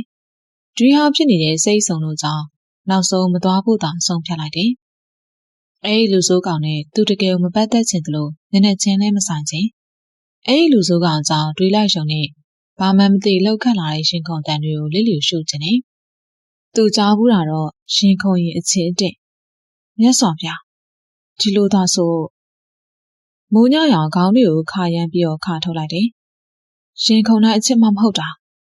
သူကဘာလို့အဲ့လူဆိုးကောင်ချစ်ရမှာလဲအကြောင်းပြချက်မှမရှိတာဘာပဲဖြစ်ဖြစ်အဲ့လူဆိုးကောင်ကြောင့်ဖြစ်လာတဲ့ဘာမှမသိရဲ့ခံစားချက်တွေကိုသူရမ်းမုန်းနေနောက်သူနဲ့ထမ်းမတွေ့ဖို့သာဆုံးဖြတ်ချက်ချနိုင်ပြီးတော့လေမသိဘူးကွာမသွားလဲဘာဖြစ်လဲသူဘာလို့ရဲမှမလို့လဲအိမ်နောက်အတွေးတို့ကိုရက်ရင်ရေချိုးခြင်းမှုကိုမြင်မြန်လက်ဆတက်လိုက်တော့လေရေချိုးကန်းထဲကထွက်လာပြီးတော့တပတ်တစ်ထည်ပတ်ပြီးမှန်ရှိရက်ရင်နဲ့ကိုတေချာပြန်ကြည့်မိတယ်ပြောင်းချက်နေတဲ့ခန္ဓာကိုယ်ကြည့်ရင်ဘာရင်မဟုတ်ဟိုလူဆိုးကောင်ရဲ့ဖူးထစ်နေတဲ့ကြွက်သားတွေနဲ့ရင်အုပ်ကြီးကိုမြင်အောင်ရင်နှာခေါင်းရှုံမိသွားတယ်သေးသွယ်လျာနေတဲ့မိန်းကလေးဆန်ဆန်သူ့ခန္ဓာကိုယ်ဆောင်အဲဒီလူဆိုးကောင်ရဲ့အချိုးစားပြည့်ပြည့်တဲ့ခန္ဓာကိုယ်ကြီးကိုအားကျနေမိတယ်။ဖြူစွန့်နေတဲ့သူ့သားရည်တွေဆောင်ဟိုလူဆိုးကောင်လိုညိုတိုတိုသားရည်မျိုးသဘောကျမိပြန်တယ်။အဲ့ဒီအညိုရောင်သားရည်ပေါ်ကတက်တူးတွေကိုလည်းသဘောကျတယ်။ဘာကြောင့်ရင်မသိသူ့ရဲ့ခက်တင်းတင်းမျက်နှာပေါ်ကအပြုံးမမြည်တဲ့မဲ့ပြုံးတွေကိုလည်းသဘောကျနေမိပြန်တယ်။ညိုအားကောင်းတဲ့နီညိုရောင်မြုံဝန်းတောက်တွေနဲ့အလိုမကျတိုင်းမှာတွန့်ချိုးသွားတတ်တယ်။မဟူရှာရောင်သူ့မျက်ခုံးထူထူတွေညာစိမ်းရောင်သွေးကြောလေးတွေဖြာထွက်နေတတ်တဲ့သူ့ရဲ့လက်တွေပြတ်သားမှုကိုပုံဖော်နေတဲ့မထူမပါနှက်ခမ်းရရဲ့အထက်ကနှက်ခမ်းမွေးစိမ့်စိမ့်လေးပြီနှစ်ဘူးပေါ်ထိဝဲကျနေတဲ့ငွေရောင်သပင်ခပ်ပွားပွားတွေရတယ်သူနဲ့တိတ်ကိုလိုက်ဖက်လို့နေအမြဲတစေတင်းနေတဲ့မျက်နှာနဲ့ကြစ်ကန်ကန်ပုံစံရပဲဘာကြောင့်ဆွဲဆောင်မှုရှိနေလဲမပြောတတ်တော့မိုးညရောင်တယောက်ကိုယ်တိုင်တော့မသိလိုက်ပါပဲမျက်နှာထက်အပြုံးတို့ချိတ်ဆွဲပြီးတစုံတယောက်ရဲ့အကြောင်းကိုစိန်ပြေနေပြေတွေးတော့နေရင်ပါဟမ်ငါဘာလို့သူ့ကြောင်းတွေးနေရပြန်လဲဒုတိယအကြိမ်ခေါင်းတွေကိုထပ်ခါထုတ်လိုက်ရင်လုံလန်စာအလုပ်ကိုသာဆက်လုပ်ပြီးတော့ပြင်ဆင်နေလိုက်တော့တယ်ရှယ်အင်းကြီးလက်ရှိအဖြူပွားလေးကိုတောင်စေးထိခောက်တင်ပြီးအနက်ရောင်ပေါင်းမိရှင်နဲ့တွဲဖက်ဝစ်စင်ရင်နှစ်ဖူးပေါ်ထိဝဲကျနေတဲ့သပင်အုပ်အုပ်လေးကိုအနှဲငယ်ဖီးတင်လိုက်တယ်ကျဲတော့မှမကြိုက်တဲ့သူ့အတွက်သပင်တို့ဟာအမြဲတစေနှစ်ဖူးပေါ်မှာသာဝဲကျနေတတ်တယ်ထိုအချိန်တကားခောက်တန်ကြားလိုက်တော့ငယ်လေးထားတော့လေဘာလို့မစင်းလာသေးရလဲဟင်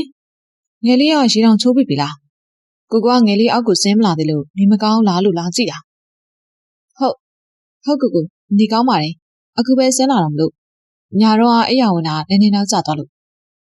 အေးဟုတ်ပြီအလုပ်တွေကိုရမ်းမလုပ်နဲ့ကျမ်းမာယူပြုဆိုင် ကြားလားဟုတ်ကဲ့ပါကိုကိုရ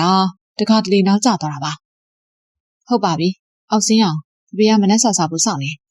ဟုတ်မနှက်ဆာစကားဝိုင်းမှာတော့တောင်းငယ်လီပကြီးပြကန်းရရောအဆင်ပြေရဲ့လားပြေပါတယ်ဖေညာထင်ထားတာထထောင်မှပို့ပြီးတော့အောင်မြင်နေကောင်းတာပေါ့ကွာဒါမဲ့အလုပ်တွေတော့အရန်မလုပ်နဲ့နော်ကျမ်းမာရေးလေးပြုဆိုင်ဟုတ်ဖေဒီလိုနဲ့ညာတို့မနှက်စာဝိုင်းလေးပြန်ပြီးတိတ်ဆိတ်သွားပြန်လေကိုကိုနဲ့ဖေကလုပ်ငန်းကိစ္စပြောရုံညကိုကျမ်းမာရေးပြုဆိုင်ဖို့ပြောရင်သွားလဲလို့တော်တော်စကားနေကြတယ်စကားများတက်တဲ့ညာနေတော့အဆင်မပြေဖေနဲ့ကိုကိုကအချင်းတူတာတွေများပြီးညာတယောက်ထဲသာကွဲထွက်နေတာငယ်လေးပကြီးပြကန်းကိုကိုတခါလေးလိုက်ပို့မယ်ဟုတ်ကိုဖေအဲ့ဆိုသားတို့သွားတော့မယ်အဲ့နောက်ညာတို့ကလေးခြံထဲကမောင်းထွက်ခဲ့တယ်ငယ်လေးမနေ့ကငယ်လေးကိုနောက်ဆက်ရင်ကိုကိုပြောနော်ဟုတ်ကိုအဲ့အတွက်တော့ဘာမှစိတ်မပူပါနဲ့အဲ့ကောင်စကားတွေကတစ်စက်လေးမှအချိုးမပြေဘူးကိုဒေါသကိုဘလောက်တောင်ထိန်းချုပ်ထားလဲကိုပဲသိတယ်ကိုရာညာအတွက်နဲ့တော့ရံမဖြစ်ပါနဲ့နော်ညာသူနဲ့လုံးဝမပတ်သက်ဘူးညာကိုယုံပါငယ်လေးကိုယုံပါတယ်ကိုကအဲ့ကောင်မယုံတာဟုတ်ဘာရဲ့ကြောင့်မှမသိညာဒီကိစ္စကြောင့်ကိုကိုမထိခိုက်စေချင်တယ်လို့ဟိုလူဆိုးကောင်ထိခိုက်မှာကိုလည်းစိုးရိမ်နေမိတာအမှန်ပါတခုခုဆိုအရင်ဆုံးဝင်လာတဲ့တွေ့ရအဲ့ဒီဂျေကန်လူဆိုးကောင်ကမပါမဖြစ်အချိန်တိုလေးတွင်းမှာညာတွေးတဲ့အထိချဲလေနိုင်တဲ့သူ့ကိုညာတော်တော်စိတ်ပြတ်နေမိတယ်ကိုလည်းနားမလည်နိုင်သူအသက်24နှစ်ထိတခါမှမခံစားခဲ့ရဘူးတဲ့ခံစားချက်တွေအောင်အဲ့ဒီလူဆိုးကောင်လေးမှဘာကြောင့်ဖြစ်ပေါ်လာလဲသူမပြောတတ်တော့ပါဒါမဲ့ညာဂေးမှမဟုတ်တာသူအသက်16နှစ်ရွယ်ကလေးကနိုင်ငံခြားမှာနေလာအကြောင်းလို့ညာတာတွေနားလေတယ်ညာတငယ်ချင်းအချိုးတစ်ဝက်ကတော့မှဂေးတွေပါနေသေးတယ်ဒီလိုခံစားချက်လေးလောက်နေတော့ညာဂေးသွားတာမဖြစ်နိုင်သူကကိုကြိုက်တဲ့ပုံစံမလို့အားကျနေမိရောမှာဟုတ်တယ်ပြီးတော့လူငယ်ဘဝကိုလက်တွေ့ဆန်ဆန်ပေါ့ပါဖြတ်တန်းနေတဲ့သူ့ပုံစံသဘောကျမိရောမှာညာခုချိန်မှာဖြစ်နိုင်ခြင်းမဖြစ်နိုင်ခြင်းဆိုတာထက်စိတ်သက်သာရာရဖို့အတွက်သာလူရအောင်ဆွဲပြီးတော့တွေးထားလိုက်တော့လေငါမင်းနဲ့နောက်ထပ်မတွေ့ဘူးလို့မျှော်လင့်မိတယ်စိမိုးညရောင်တရားအတွေ့လို့ပြန့်လွင့်နေရင်ရုတ်တရက်တုံကနေရက်သွားတဲ့ကားကြောင့်အကူဖြစ်သူကိုလှည့်ကြည့်လိုက်တော့ငယ်လေးခဏကိုပြန်လာမယ်အဲ့လိုပြောပြီးကားရရုတ်တရက်အလောတကြီးထားထွက်သွားတဲ့စက်နေရောင်ကြောင့်မိုးညရောင်တရားကြောင်သွေမိသွားတယ်စက်နေရောင်ကကားရအပြေးဆင်းခဲ့ပြီးမျက်လုံးတောင်းကဖြတ်ကနေတူလိုက်တဲ့ပုံရိပ်လေးကိုအမြန်လိုက်တော့လေအဲ့ဒီပုံရိပ်လေးနားအောင်ရောက်တော့မှဝမ်းသာအားရနဲ့ပကုံးလေးကကင်ပြီးဆွဲလိုက်စဉ်ဘာလုပ်တာလဲဗျsorry ညီကိုလူမားသွားလို့ပါစက်နေရောင်ပြောပြီးရနဲ့ခေါင်းငိုင်းဆိုင်ကြပြီးအဲ့ဒီနေရာလှည့်ထွက်ခဲ့တော့လေဟူးတက်ပြင်းချရင်ဝါလေလို့သူဘာမှမတတ်နိုင်တော့သူမျောလင်းနေတယ်လို့ဖြစ်လာဖို့ကလွယ်ကူတဲ့ကိစ္စမှမဟုတ်တာအဲ့ဒီပုံရိပ်လေးကိုနောက်တစ်ချိန်ထပ်တွေ့ဖို့သာမျှော်လင့်ရင်စိုးနစ်နေတဲ့ခံစားချက်တွေကိုလစ်လျူရှုကားစီကိုသာပြန်လာလိုက်တော့တယ်ကားပေါ်ကိုပြန်တက်လာတဲ့ကိုဖြစ်သူရဲ့မျက်နှာမကောင်းတာမိုးညရောင်မေးလိုက်တယ်ကိုဘာဖြစ်လို့လဲဘာမှဖြစ်ဘူးငယ်လေးကိုသိတွေးလိုက်လို့ပါအော်စန်းနေရောင်စကားဆိုမိုးညရောင်ဘာမှထပ်ပြီးမမေးဖြစ်တော့ကြည်လာယုံနဲ့ကိုပုံစံအဆင်မပြေမှန်းသိတာလေကိုဒီလိုလုပ်တာတစ်ခါမှမကတော့ဘာကြောင့်လဲဆိုတော့သူလည်းမသိပါမေးလည်းမမေးဖြစ်ဘလောက်ပဲညီကိုချင်းဖြစ်စေကောင်းမှုသူများရဲ့ပါစနယ်ကိစ္စဆိုတော့ဝင်မပါသင့်ဘူးမလားကိုသာပြောချင်ရင်သူမမေးလဲတနေ့တော့ပြောပြကောင်းပြောပြနိုင်ပါပါအဲ့ဒီချိန်ဖုန်းဝင်လာတော့ပြောစနိုင်ဟုတ်ပြီငါခုလာခဲ့မယ်ကိုဘာလုပ်လဲငယ်လေးကိုနဲ့ကုမ္ပဏီကိုရှင်လိုက်ခဲ့လို့ဖြစ်လားကိုရေးကြီးကိစ္စလေးတခုပေါ်လာလို့ရတယ်ကိုသွားလေညာဒီနေ့နေ့လယ်ပိုင်းလောက်မှဧည့်သည်နဲ့ချင်းထားတာကျေးဇူးငယ်လေး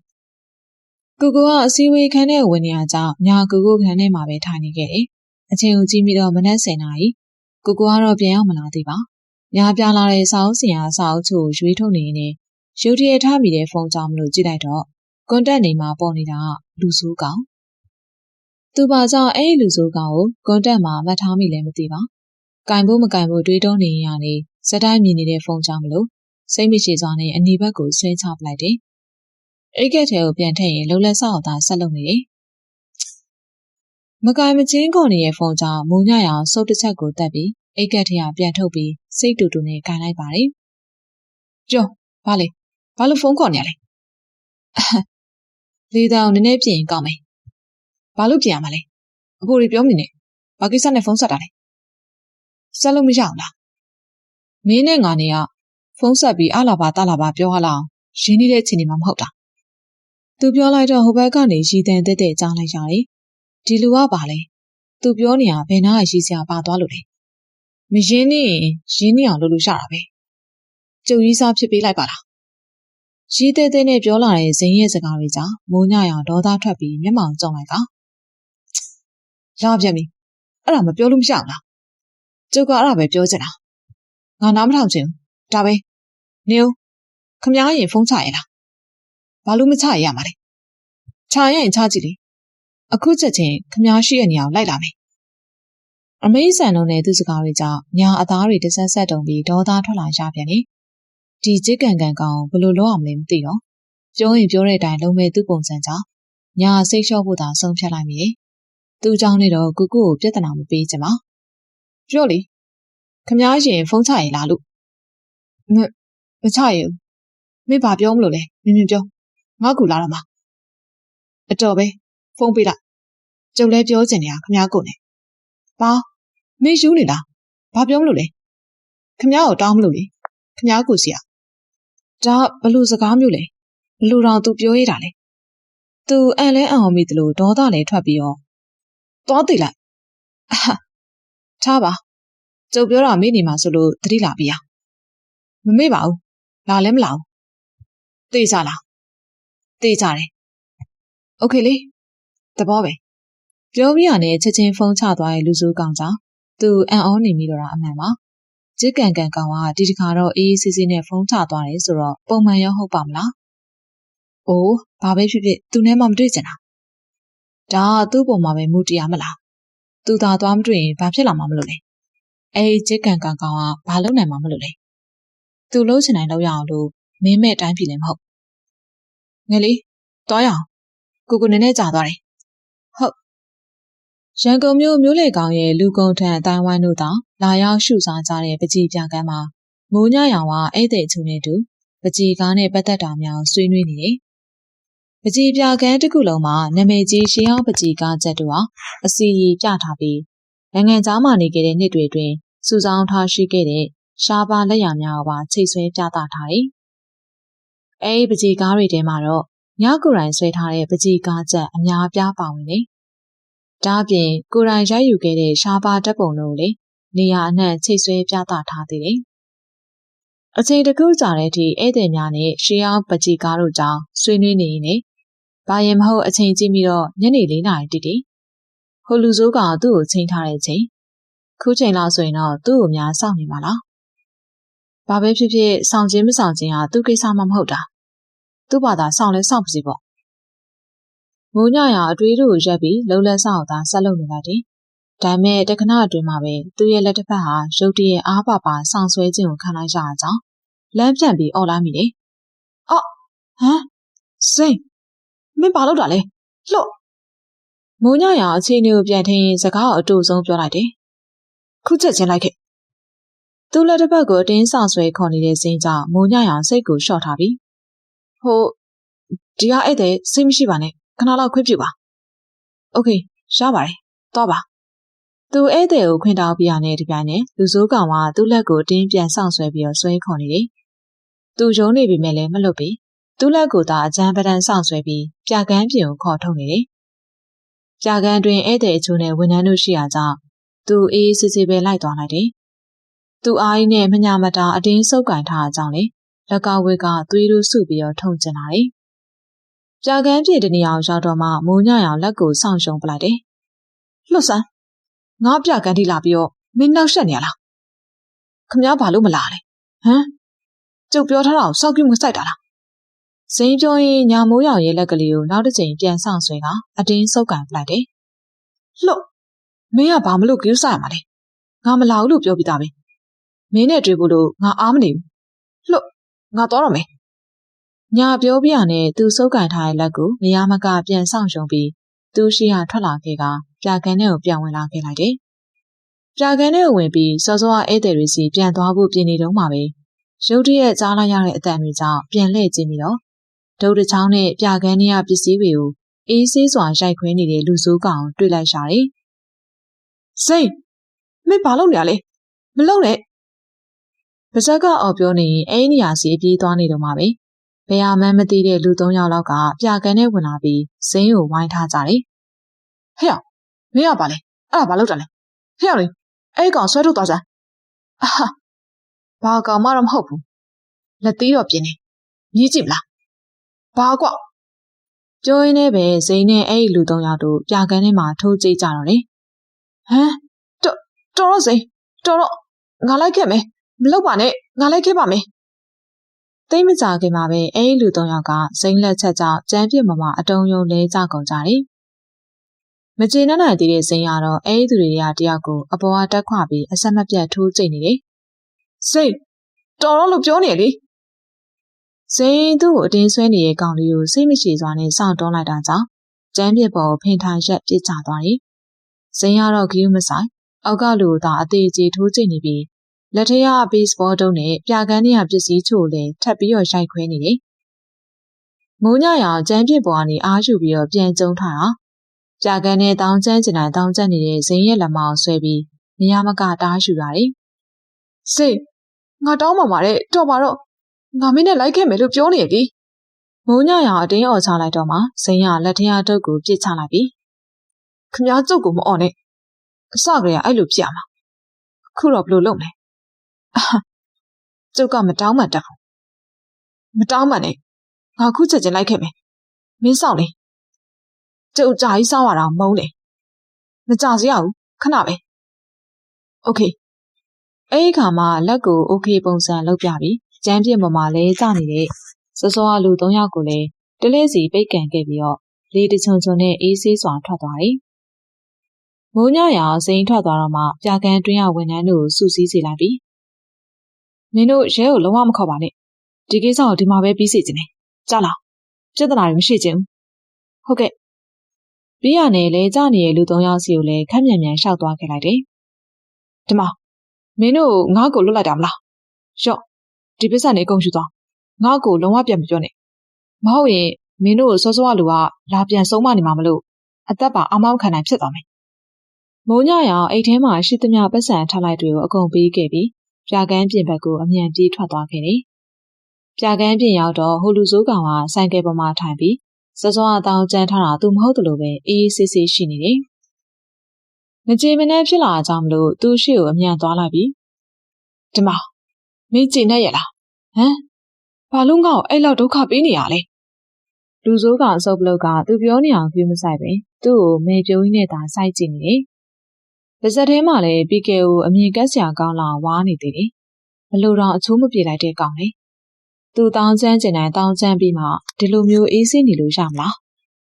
မင်းနေလေဘာလို့ငါ့ကိုအဲ့လောက်ထိစိတ်နှောက်ယှက်ပေးနေရလဲလို့စကားမများနဲ့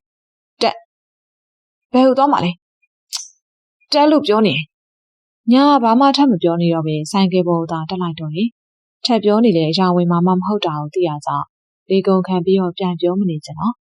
ဆိုင်ကယ်ပေါ်တက်လိုက်တာနဲ့နေရာတော်တေချာမယူရသေးခင်မှာ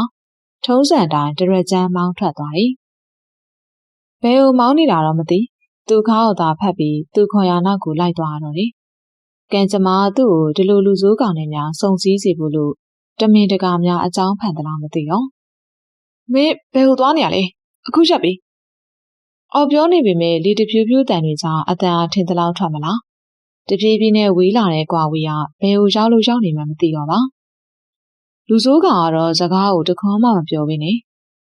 ဆိုင်ကယ်ကိုသာမိုင်ကုန်မောင်းနေရကြောင်းဘာမှမသိစိတ်ထဲကနေဝမ်းနေရိတ်တွေကလှိုက်တက်လာပြီးမျက်စိရှိရကြောပြင်ကိုထူရိုက်ပြီးတော့လေအခုရက်ပေးလို့ပြောနေလေရက်ပေးလို့ပြောနေနော်မဟုတ်ရင်ငါခုန်ချလိုက်မှာသူထူရိုက်နေနဲ့တနေ့ရောက်တော့မှရုတ်တရက်ဆိုင်ကယ်ကတုံကနေရက်သွားတယ်ချက်ချင်းဆိုင်ကယ်ပေါ်ကနေအမြန်ဆင်းပြီးတော့ထွက်ပြေးခဲ့တော့တယ်ဒါပေမဲ့သူပြေးနေတဲ့လမ်းတစ်လျှောက်မှာလူတို့ကရှင်းနေပြီးခြုံနေရလွယ်လို့အခြားဘာမှမရှိခမားပြေးတော့လွတ်မှာလားဟမ် ညာအိမ်နေရာမှာပဲရက်ပြီးပပတ်လည်ကိုရှောက်ကြည့်နေအနောက်ကထွက်လာတဲ့လူဆိုးကောင်တန်ကြောင့်ဝမ်းနေတာရောဒေါသထွက်တာပါပေါင်းပြီးသူ့ဘက်ကိုလှည့်ကြည့်ပြီးတော့သူ့ရင်ဘက်ကြီးကိုအားပါတရထုရိုက်ပစ်နေတော့တယ်။ပြန်ပို့ပေးငါ့ကိုပြန်ပို့ပေးလူဆိုးကောင်ပြန်ပို့ပေးလူညစ်ပတ်ဇိန်းသူ့ကိုထူးရရင်အောင်ငူနေတဲ့ကောင်လေးကိုစိတ်မရှိစွာနဲ့ပကုံးပေါ်ကိုထမ်းတင်ပြီးတော့ရထားတဲ့ဆိုင်ကယ်ပေါ်ကိုချီတင်ထားလိုက်တယ်။ပြန်ပို့ပေးလို့ပြောနေလေလူရုံမှာဇိန်းသူ့ကိုထူးရိုက်နေစေဖြစ်တဲ့ကောင်လေးရဲ့လက်လေးတွေကိုလက်တစ်ပတ်ထင်းနဲ့ဆွဲထားလိုက်ပြီးကြံတစ်ဖက်နဲ့ခါးလေးကနေစောင့်ဆွဲပြီးဖတ်ထားလိုက်တယ်။တိတ်ဆန်းခမ ्या မတိတ်ရင်ကျုပ်ဆိုးမဆိုနဲ့နော်ဒီနားမှာပဲခမ ्या ကိုတက်ပြစ်လိုက်လို့ရတယ်နားလေလားပါဇက်ကိုပိတ်ထားလေတံခက်ကြိတ်ကြိတ်နဲ့အဲ့လိုပြောလိုက်တော့မှရုံးနေတဲ့ကိုလေးကရုတ်တရက်ငြိမ်ကျသွားပြီးအန်အောထိတ်လန့်နေတဲ့မျက်လုံးလေးတွေနဲ့သူ့ကိုမောကြည့်လာတယ်။ငါတောင်းမှပါတယ်မလုပ်ပါနဲ့အဲ့ဆိုကျုပ်ပြောတာဘလို့လဲကျုပ်ရေးစားဖြစ်ပြီမလားဟုတ်အဲ့ဒါချက်ချင်းကြတော့โอเคလေအချိန်3ရက်ပြီမယ်ဟမ်3ရက်များလို့လားအဲ့ဆို2ရက်မဟုတ်ဘူးမများဘူး3ရက်သူပြောလိုက်တော့ပြပြတလဲထားအောင်လာတဲ့ကောင်လေးကြောင့်ဇိန်းနှခမ်းတစ်ဖက်တွန့်ချိုးယုံပြုံးလိုက်တယ်ဒီနေ့ကစပြီး1ရက်လို့မှတ်လိုက်နောက်2ရက်နေကျုပ်ဖြေလာတောင်းမယ်တခုပြောထားအောင်မယ်ကျုပ်ကိုညင်းတာမလုပ်ချင်ဘူးဘာညင်းလို့မရရင်ဘာလို့စဉ်းစားခိုင်းနေသေးလဲစဉ်းစားခိုင်းတာမဟုတ်ဘူးအချိန်ပေးတာဘို့စကားတွေပြောမနေနဲ့ကျုပ်3ရက်ဆောင်းရတဲ့အတွက်တခုခုတော့ပြန်ယူရမယ်ပြောရင်လူဆိုးကောင်မျက်နှာကညာမျက်နှာနောက်တိုးလာကြောင်းမျက်နှာကိုလွှဲထားလိုက်ပြီးနီးကပ်လာတဲ့သူ့ရင်ဘက်ကြီးကိုတွန်းထားလိုက်တယ်ဘာယူမလို့လဲဒီဘက်လက်နမ်းမလို့မေးစရာဆွဲကန်ပြီးသူ့မျက်နှာဘက်အတင်းဆွဲလဲနေရမလို့ညလည်းမရမကမျက်နှာကိုအတင်းပြန်လွှဲလိုက်တယ်ဟဲ့မနန်းနဲ့မင်းနဲ့ငါနဲ့ကရီးစားမှမဖြစ်သေးလားနောက်2ရက်နေဖြစ်တော့မှာပဲဟဲ့မနန်းနဲ့ဇိန်းကဂျစ်တစ်တစ်လုံနေတဲ့ကောင်လေးကိုစိတ်မရှိစွာလေပင်လေးရထိန်ကန်ပြီးနှကန်းလွှာလေးကိုဆွဲယူနှမ်းရှိုက်ပလိုက်တယ်အတင်းယုံပြီးထူးရိုက်နေရကြောင်းနှကန်းလေးကိုမမိပဲလွတ်လွတ်ထွက်နေတယ်ဇိန်းစိတ်မရှိစွာပြန်လှုပ်ပေးလိုက်ပြီးမှခါးလေးရပြန်ဆောင်ဆွဲပြီးတော့ဖတ်ထားလိုက်ပြီးမျက်လုံးဝိုင်းတွေကိုစိုက်ကြည့်ပြီးပြောလိုက်တယ်အေးစစ်စစ်အနမ်းခတ်ပါလားဒါမှမဟုတ်ဒီနားမှာပဲဆွဲလဲပြီးလင်မယားဖြစ်အောင်လုပ်လိုက်ရမလားမင်းတော့မရုပ်ပါနဲ့ပြောလေနမ်းခတ်ပါလားဟုတ်နှကန်းအောင်မနမ်းနဲ့ပါအောင်ပဲနမ်းကျုပ်ကနှကန်းပဲနမ်းချင်တာစုပ်ပြတ်တက်သွားတဲ့အထိနမ်းချင်တာနှကန်းလေးကိုစိုက်ချင်ပြောလိုက်တော့ကြောက်ကြောက်လန့်လန့်နဲ့သူ့ရင်ခွင်နေရာနေမျက်လုံးလေးပြူပြီးခေါင်းလေးကိုခါပြနေတယ်မလုပ်ပါနဲ့ငါတောင်းပါပါတယ်ငါလူဆိုးကောင်ကသူပြောနေအောင်ကြည့်မဆိုင်ပဲနှကန်းတွေကိုသာအငမ်းမရနမ်းရှိုက်လာမလို့သူ့ကိုယူအတင်းယုံပြီးဆွဲပင်နေမိတယ်။ဒါမဲ့လို့သူနည်းနည်းယုံနေပိုပြီးတော့အားထည့်ပြီးနမ်းလာလေးဖြစ်တာကြောင့်စက်မယုံရှိတော့ပဲငြိမ်သာငြိမ်ပြီးလိုက်ရတော့တယ်။တဖြည်းဖြည်းကြမ်းချလာတဲ့ရှိန်တွေနဲ့အတူခေါင်းတွေကိုပင်ညာရမ်းပြီးဒရဇက်နမ်းလာတာမလို့ထပ်ပြီးယုံကန်နေတယ်။နည်းနည်းလေးတောင်မှဖြေလျှော့မပေးတဲ့လူဆိုးကောင်ကတော့ရှင်ဘက်ကြီးကိုထူးရိုက်ပြီးတော့ရက်ပြီးဖို့ပြောပေမဲ့သူ့လက်တွေကိုအတင်းဖိချုပ်ပြီးအသက်ရှူကြက်မတက်တာအတင်းနမ်းနေတယ်။ညာလဲရုံးကန်ဖို့အင်အားတွေမရှိတော့တဲ့အစုံအဲ့ဒီတိုင်သာထက်ငိမ့်နေပြီးလိုက်ပြီးသူမြန်မြန်ရက်ဖို့သာဆူတောင်းနေလိုက်တော့တယ်။မင်းကအရန်မုန်းဖို့ကောင်းတာပဲလူဆိုးကောင်။မနက်၈ နာရီမှာဖုန်းရင်းတုံးတက်ကြ။ Hello boss ပြောစနာ။ဟုတ်ကဲ့ဒီမနက် Acting course ကို boss ပြောထားတဲ့ boss မိတ်ဆွေရဲ့သားဆိုတဲ့ကောင်လေးရောက်လာပါတယ်။ငါသိတယ်။တေချာဂိမ်းဆိုင်ပြလိုက်။လူတာလဲအကုန်လုပ်ပြလိုက်။ငါမိတ်ဆွေကိုမျက်နှာမပြတ်ချင်ဘူး။ငါလည်းမကြခင်လာတော့မှာ။ဟုတ်ကဲ့ boss အဲ့ဒါပြဿနာလေးနည်းနည်းတက်နေလို့။ဘာပြဿနာလဲ။ तू ပြစ်ချင်တာလုပ်ပြလိုက်။မဟုတ်ဘူး boss တင်တဲ့ trainer တွေအားလုံးသဘောမကျအောင်လုပ်နေ။ကျွန်တော်လည်းအားနာလာပြီ။ကျွန်တော်တော့သူ့စိတ်ကြိုက်ပြောင်းပေးနေရတာမှအဆင်မပြေဘူး။ boss အဲ့ဒါကျွန်တော်ဘာလို့မှမသိတော့လို့အတွင်းမှုစက်နိုင်ရဲ့စကားဆုံးမှာစက်နေအောင်စိတ်လိုမကြစွာခေါင်းကိုတစ်ချက်ခါလိုက်ပြီ။ Okay ငါခုလာခဲ့မယ်။သူ့ကိုနည်းနည်းအဆင်ပြေအောင်လို့ပြောထားလိုက်။ဟုတ်ကဲ့ boss စက်နေရဖုန်းပြောပြရနဲ့အခန်းပြင်ကိုထွက်လာခဲ့လိုက်ပြီ။ညီဖြစ်သူရဲ့အခန်းစီဦးတည်လိုက်တယ် မနက်ခင်း9 နာရီလောက် breakfast စားပြီးကလေးကမတွေးမိတော့တာကြောင့်အခန်းတကားကိုခောက်ကြည့်တော့တုံးပြန်တမ်းမကြရအောက်ထပ်ကိုဆင်းပြီးရှာပြီးမြဲလည်းမရှိရကြောင်းအိမ်ကိုတော့ကြီးမြောက်အောင်ပြီးခြံထဲဆင်းလာခဲ့လိုက်တယ်ခြံထဲရောက်တော့ပန်းပင်တွေကြားခုံပေါ်မှာထိုင်ပြီးဖုန်းပြောနေတဲ့ငယ်လေးကိုတွေ့လိုက်ရကြောင်းခက်မြန်မြန်ရှောက်သွားလိုက်တယ်ဘာတွေကိုအလိုမကျဖြစ်နေလဲမသိစိတ်ရှုပ်နေတဲ့အထိန်နေရတဲ့မျက်နှာလေးကစူပုတ်ပုတ်နေငယ်လေးဟင်ကိုဘာဖြစ်တာလဲငယ်လေးရဲ့ကိုလာနဲ့ဘာလို့ဖုန်းချလိုက်တာလဲကိုကသူ့လက်ထဖုန်းကိုကြည့်ပြီးမျက်မှောင်ကျုံပြောလာတော့မျက်နှာမူရာကိုချက်ချင်းပြင်ပြီးလေတံကိုအတက်နိုင်ဆုံးထိန်းပြီးတော့ပြန်ပြေးလိုက်တယ်ဘာမှဖြစ်ပါဘူးကိုရဲ့ဖုန်းကပြောပြီးသွားပြီလေငယ်လေးရီးစားတွေပါရေးထားတာကိုအတန်မကြားကြုံနော်ကြားလားမထားပါဘူးကိုကလေကိုပြောလိုက်တဲ့စကားကြောင့်ညားစိတ်ထဲနောက်ကျောမလုံတလူမျိုးခံစားလိုက်ရတယ်။ဘာကြောင့်ရင်မသိအဲဒီခံစားချက်တွေကဟိုလူဆိုးကောင်ကြလားဆိုတဲ့တွေးတွေကလည်းစိတ်ကိုရှုပ်ထွေးနေစေပြန်တယ်။သူကြောင့်ဆိုတဲ့ခံစားချက်ကြီးကိုမလိုလားအောင်ခေါင်းတွေကိုခါထုတ်ပလိုက်တယ်။ငယ်လေးဘာတွေအဲ့လောက်တွေးနေရလဲ။ကိုတန်ကြတော့မှအုံနောက်ထရအတွေးစားတွေချက်ချင်းရက်တက်ပလိုက်ပြီ။ဘာမှမတွေးပါဘူးကို။ဒါနဲ့ကိုကဒီနေ့ကုမ္ပဏီမသွားဘူးလား။သွားတော့မှငယ်လေးကိုမတွေ့လို့လာရှာတာအဲ့ဆိုအခုအိမ်ထဲကိုဝင်တော့အပြင်မှာအေးတယ်အေးမိငယ်လေးဖျားလိုက်မယ်ဟုတ်ကဲ့ကိုခဏနေဝင်လိုက်မယ်နော်ညဒီကလေးနည်းနည်းရှုချင်သေးလို့ဟုတ်ပြီငယ်လေးဒီနေ့ပကြီးဆွဲဖို့သွားရင်ဦးနောင်လိုက်ဖို့ခိုင်းတော့ကြားလားဟုတ်ကိုစိတ်ချပါကိုသာသွားပါနောက်ကျနေမလားကိုသွားပြီကိုထွက်သွားတော့မှစိတ်ကိုရှော့ချပြီးတော့အဲ့ဒီနေရာမှာပဲတပြင်းရှည်ယူချလိုက်မိလက်ထက်ကပြောလက်စဖုန်းကိုဆက်ကင်လိုက်တယ်ဟယ်လိုစိန်ငါတော့ခမရဘာလုပ်နေရလဲအဲ့ဒါကျုံနဲ့ဖုန်းပြောနေအောင်အဲ့လိုလုပ်ရဲလားစကားတော့မစုံသေးဖုန်းလေးကဟင်းကနေထွက်လာတဲ့တန်ကြောင့်တောင်းမှန်မှုတွေးထားတဲ့စိတ်လေးကကြက်ပြောင်းမှတ်ပြောင်းအဲ့ဒီလူဆိုးကောင်ကစကားကောင်းနဲ့မတန်တာပဲဖြစ်လိမ့်မယ်ငါ့ကိုရောက်နေအောင်မင်းနဲ့ဆက်ပြောနေရမလားကျုပ်ပြောနေအောင်ခမားနဲ့လေခမားကိုနဲ့ဆိုင်လို့လားအဲ့လိုမဟုတ်ဘူးလေငါတော်တော့ခမားခုထွက်လာခဲ့ဟမ်ဟုတ်ငါဖုန်းလေးကပြောလို့မရအောင်လားမရအောင်ကျုံမျက်နှာကိုကြည့်ပြီးတော့ပြောစီချင်တာစိမ့်စကားကြောင့်မိုးညရအောင်စိတ်လုံးကြစွာတက်ပြင်းချလိုက်တယ်ဖြစ်နိုင်ရင်သူအဲ့လူဆိုကောင်အဖြစ်မပြီးစေကိုကိုချစ်တယ်လို့တော့မပြောပါပဲကြီးစားဖြစ်ခွင့်တန်းပေးရမယ်ဆိုအရန်လွယ်နေရမလားဒါမဲ့မပေးဘဲရှောင်နေလိုက်ဖို့ကလည်းမဖြစ်ပြန်သေးအဲ့ဒီဂျက်ကန်ကောင်ကအကြောခတ်တင်ပါတော့ကြမလုံးတဲ့နာတွေလုံနေမှဖြင့်မလိုအပ်ပဲသူကြောင့်ပြဿနာတွေဖြစ်ရကြသေးရဲ့ကျုပ်ပြောနေကြလားခမရဘယ်တော့အောင်မလဲကျုပ်ကစိတ်သိရှိတဲ့ကောင်မဟုတ်ဘူးနော်ဘလို့ဖြစ်နေရလဲမင်းဖြေတောင်းတာအဲ့လိုပဲတောင်းတတ်တာလားဘလို့လူတွေကများမင်းလိုလူကြိုက်ခဲ့လည်းမသိဘူးခမရတော့ကြိုက်ရမယ်နေပါဦးမင်းကငါ့ကိုခမရနဲ့ငါတက်က24နော်မင်းကခုမှအများဆုံးရှိ20-21ပေါ့နည်းနည်းလောက်ယဉ်ကျေးမှုရှိစမ်းပါသူပြောလိုက်တော့တစ်ဖက်ကရည်တန်တစ်တစ်ထွက်လာတယ်ခက်တာကျုပ်ကမယဉ်ကျေးတတ်ဘူးဘာလဲခမကကျုပ်ထက်2 နှစ်လောက်ပဲကြီးတာကိုလို့ခေါ်စီခြင်းလို့လားဟမ်မဟုတ်ပါဘူးငါဒီတိုင်းစိမ့်စကားကြာမိုးညရအောင်ပြပြတလေးပြန်ပြောလိုက်တယ်ခေါ်စီခြင်းလည်းမခေါ်ဘူးစကားလမ်းကြောင်းမလဲနဲ့အခုထွက်ခဲ့အခုမရပါဘူးဆိုငါဝေးလေကြောင်ဘက်လုံးမယ်မကြက်နဲ့ကျုပ်ဘလို့ကောင်းလဲဆိုတာခမသိပါတယ်နင်ငါ့ကိုချင်းချောက်နေရလားမယုံရင်လုံးကြည့်လေအဖိုးတွေမပြောဘဲနဲ့အခုထွက်မလာရင်ညနေထွက်ခဲ့ကျုပ်ထပ်မပြောတော့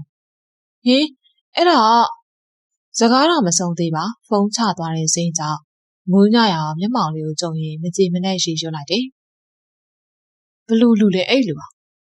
နောက်ဆိုငါရင်ဖုန်းချပြမယ်သူမနှဲအိယာနူးနူးလာခြင်းကလေးဟာစိတ်တွေလှုပ်ရှားနေမိတာအခုထိတိုင်ဖြစ်တယ်ဒီနေ့ဟာဟိုဂျစ်ကန်ကောင်လေးကိုဖြည့်ပေးရမယ်နောက်ဆုံးနေမလားအဲ့ဒါကြောင့်မင်းညကလေးဟာတော်တော်နဲ့အိတ်မပြောခင်တော်တော်စိတ်ဒုက္ခပေးနိုင်တဲ့လူဆိုးကောင်ပါဟိုတနေ့ကပကြီးပြကမ်းမှာလာတောင်းကျန်သွားတဲ့ကိစ္စတော့ကိုစီမပေါက်ကြအောင်လို့တေချာခက်ခဲနဲ့ဖုံးပြီးခဲ့လို့တော်သေးတယ်မဟုတ်ရင်ဘာတွေများဆက်ဖြစ်မလဲသူမတွေးရပါအချိန်တစ်ခုကြာပြီးနောက်ရေချိုးအဝတ်စားလဲပြင်ဆင်ခဲ့ပြီးရနဲ့မုံညရအောင်အောက်ထပ်ကိုပြန်ဆင်းလာတယ်။ဦးနိုင် တွားရအောင်အေးသားအေးတွားရအောင်ဦးနာစောင့်နေရကားပေါ်ကိုတက်ပြီးရနဲ့ကားလေးကခြံဝင်းထဲကပုံမှန်အရှိန်နဲ့မောင်းထွက်သွားတယ်ဒီနေ့ဟာညရဲ့ကိုပိုင်နာရက်ဖြစ်ပေမဲ့ဘယ်မှမသွားပြပါပကြီးဆွဲနေကြအိမ်လေးမှာပကြီးဆွဲဖို့သာရွေးချယ်ဖြစ်ခဲ့တယ်အပျော်ပါသိမ့်မမတ်တဲ့သူ့ကိုအပေါင်းအသင်းစွာနဲ့ခက်ရှာရှာပါဒါကြောင့်နာရက်တွေမှာပဲဖြစ်ဖြစ်ပကြီးကိုသာစိတ်လိုလက်ရဆွဲဖြစ်ခဲ့ခြင်းဖြစ်တယ်ငငယ်ကလေးကနိုင်ငံရဲ့သားမှာပဲနေလာခဲ့ရကြောင်းလေမြန်မာပြည်မှာရင်းနှီးနှီးအသိမိတ်ဆွေဆိုတာမရှိခဲ့ဒါမဲ့သူအထက်တော်ကတကယ်ချင်းချိုးနေတော့အနေအများပြန်တွေ့ဖြစ်ခဲ့ပါတယ်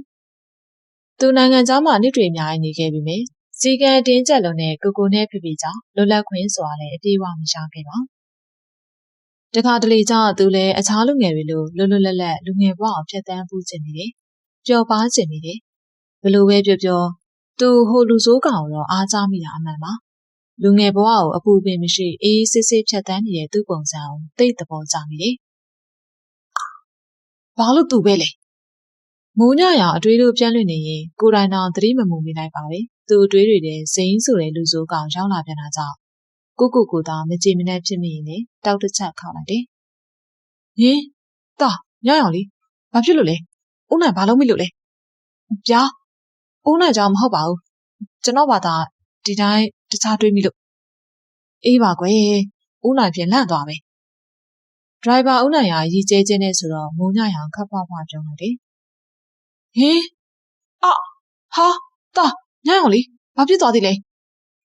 ရုတ်တရက်အရှိန်နဲ့ထိုးရက်သွားတဲ့ကားကြောင့်မထိန်နိုင်လေခေါင်းနဲ့အရှိရခုံပြစ်တိုက်မိပြီးခေါင်းတော်မူးဝေသွားတယ်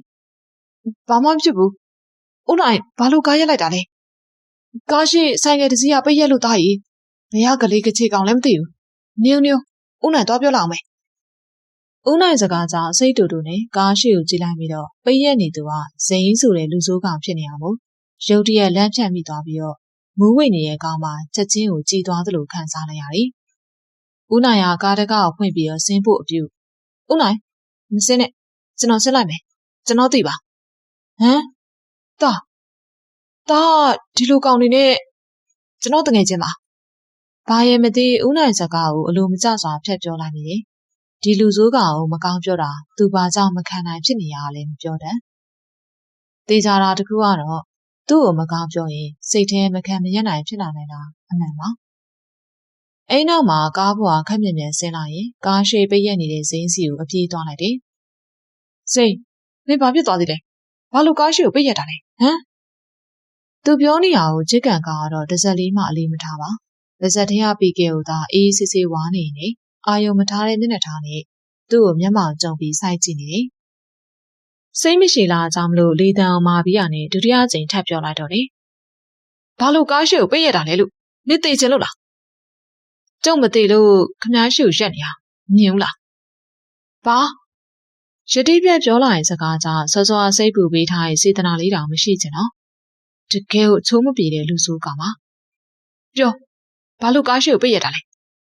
ကျုံနဲ့လိုက်ခဲ့ဟမ်ဘဲကိုလဲမလိုက်ဘူးငါမအောင်ဂရုမစိုက်ဘူးတက်မင်းဘလို့ဖြစ်နေရလဲငါမအောင်လို့ပြောနေလေ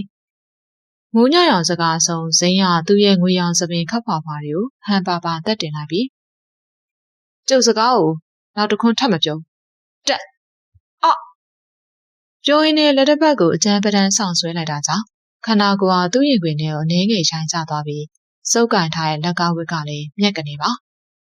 ငါနာတယ်လေအားကြောင့်ကျုပ်ကောင်းကောင်းခေါ်နေလေငါမလိုက်ချင်တာညနေကြမှာလာလို့မရအောင်လားမိုးညရောင်မျက်နှာငယ်လေးနဲ့ပြောလိုက်တော့ဇင်းရသူ့ကိုစုပ်ကန်ထားတဲ့လက်လေးကိုပြန်ဆောင်ထုတ်လိုက်တယ်။ပြီးတော့မှမြေပြင်ပေါ်ကခဲတစ်လုံးကိုရုတ်တရက်ကောက်ယူပြီးအနောက်ကရပ်ထားတဲ့သူ့ကားစီဥတီသွားနေရကြောင်းပြပြတလဲနဲ့ဇင်းလက်မောင်တွေကိုတင်းဆွဲထားလိုက်တယ်။ဇိမင်းဘာလို့မလုပ်လဲ။ခမ ्या ကောက်ရိုက်ခွဲမလို့ဟမ်မလုပ်နဲ့လေ။ဇင်းနဲ့မိုးညရောင်တို့ရုံရင်းဆန်ခက်ဖြစ်နေကြတဲ့အချိန်ဦးနိုင်ကကားလေးရဆင်းလာတယ်။ညရောင်တာအဆင်ပြေရလားပြေပါတယ်ဦးနိုင်ဟုတ်ကျွန်တော်လေသူနဲ့ခဏလိုက်သွားချင်လို့ဦးနိုင်ပြန်တော့နော်ဟမ်ဖြစ်ပါမလားသားကဦးနိုင်ကိုအိမ်ထိသေးချလိုက်ဖို့တာဝန်ပေးထားတာဖြစ်ပါတယ်ဦးနိုင်ကျွန်တော်ရုံပါပြီးတော့ဒီကိစ္စကိုကိုပြန်မပြောပါနဲ့နော်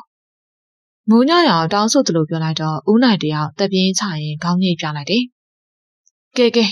ဟုတ်ပါပြီ။ဂယူးဆိုင်တော့ပြန်မယ်ဆိုဦးနိုင်ဖုန်းဆက်ဦးနိုင်လာခေါ်မယ်။ဟုတ်ကဲ့ဦးနိုင်။တရားမောင်ရင်ညရောင်လေးကိုဂယူးဆိုင်ပေးပါ။ဦးနိုင်ကပြောပြရနဲ့နေရာထွက်သွားတယ်။ထိုအခါမှအနှင်းငယ်ပြေရော့သွားတဲ့စိတ်ကြောင့်တက်ပြင်းတစ်ချက်ချလိုက်ရင်ဇိမ်းရဲ့မျက်နှာကိုမောကြည့်မိတော့ဇိမ်းကနှကန်းတစ်ဖက်တွန့်ချိုးယုံပြုံးပြီးစကားဆိုတယ်။ခင်ဗျားကိုအဲ့လောက်တောင်ကြောက်တာအဲ့ဒါမင်းနဲ့မဆိုင်ပါဘူးအခုဘယ်ကိုသွားမှာလဲသူမေးတော့ဇိမ်းရပြီးကဲဝါနေမိမထီမဲ့မြင်မျက်နှာပြီးနဲ့ခန္ဓာကိုယ်ကိုင်းပြီးသူ့မျက်နှာကိုစိုက်ကြည့်တာကကျုပ်ခေါ်တဲ့နောက်ဘယ်နေရာမဆိုလိုက်ရဲလားဟိုတခါလိုမျိုးလူမရှိတဲ့နေရာကိုတော့မခေါ်သွားနဲ့ဘာလို့လဲကြောက်လို့လား Oh my god ဒါမှမဟုတ်သူရီလိုက်တာလားသူစိမ်းကိုမောကြည့်နေရင်ရုတ်တရက်အခုံမြန်လာတဲ့ဘယ်ဘက်ရှင်ဝါအကောင်ကိုလက်နဲ့ဖိပြီးထိန်းထားနိုင်ပြီလေဒါဘလို့အခြေအနေမျိုးပါလဲပရိသတ်များရှင်အခုနားဆင်ကြရတာကတော့စာရေးသူစီနီယာနွေရေးသားထားတဲ့ Boundaries of Love ဆိုတဲ့ဇာတ်လမ်းလေးရဲ့အပိုင်း1ပဲဖြစ်ပါတယ်ကြန့်ရှိနေတဲ့အပိုင်းလေးတွေကိုနောက်ရက်ဒီမှာဆက်လက်နားဆင်ရမှာမလို့ channel လေးနဲ့တူတူရှိနေပြပါအောင်နော်အားလုံးကိုကျေးဇူးတင်ပါတယ်ရှင်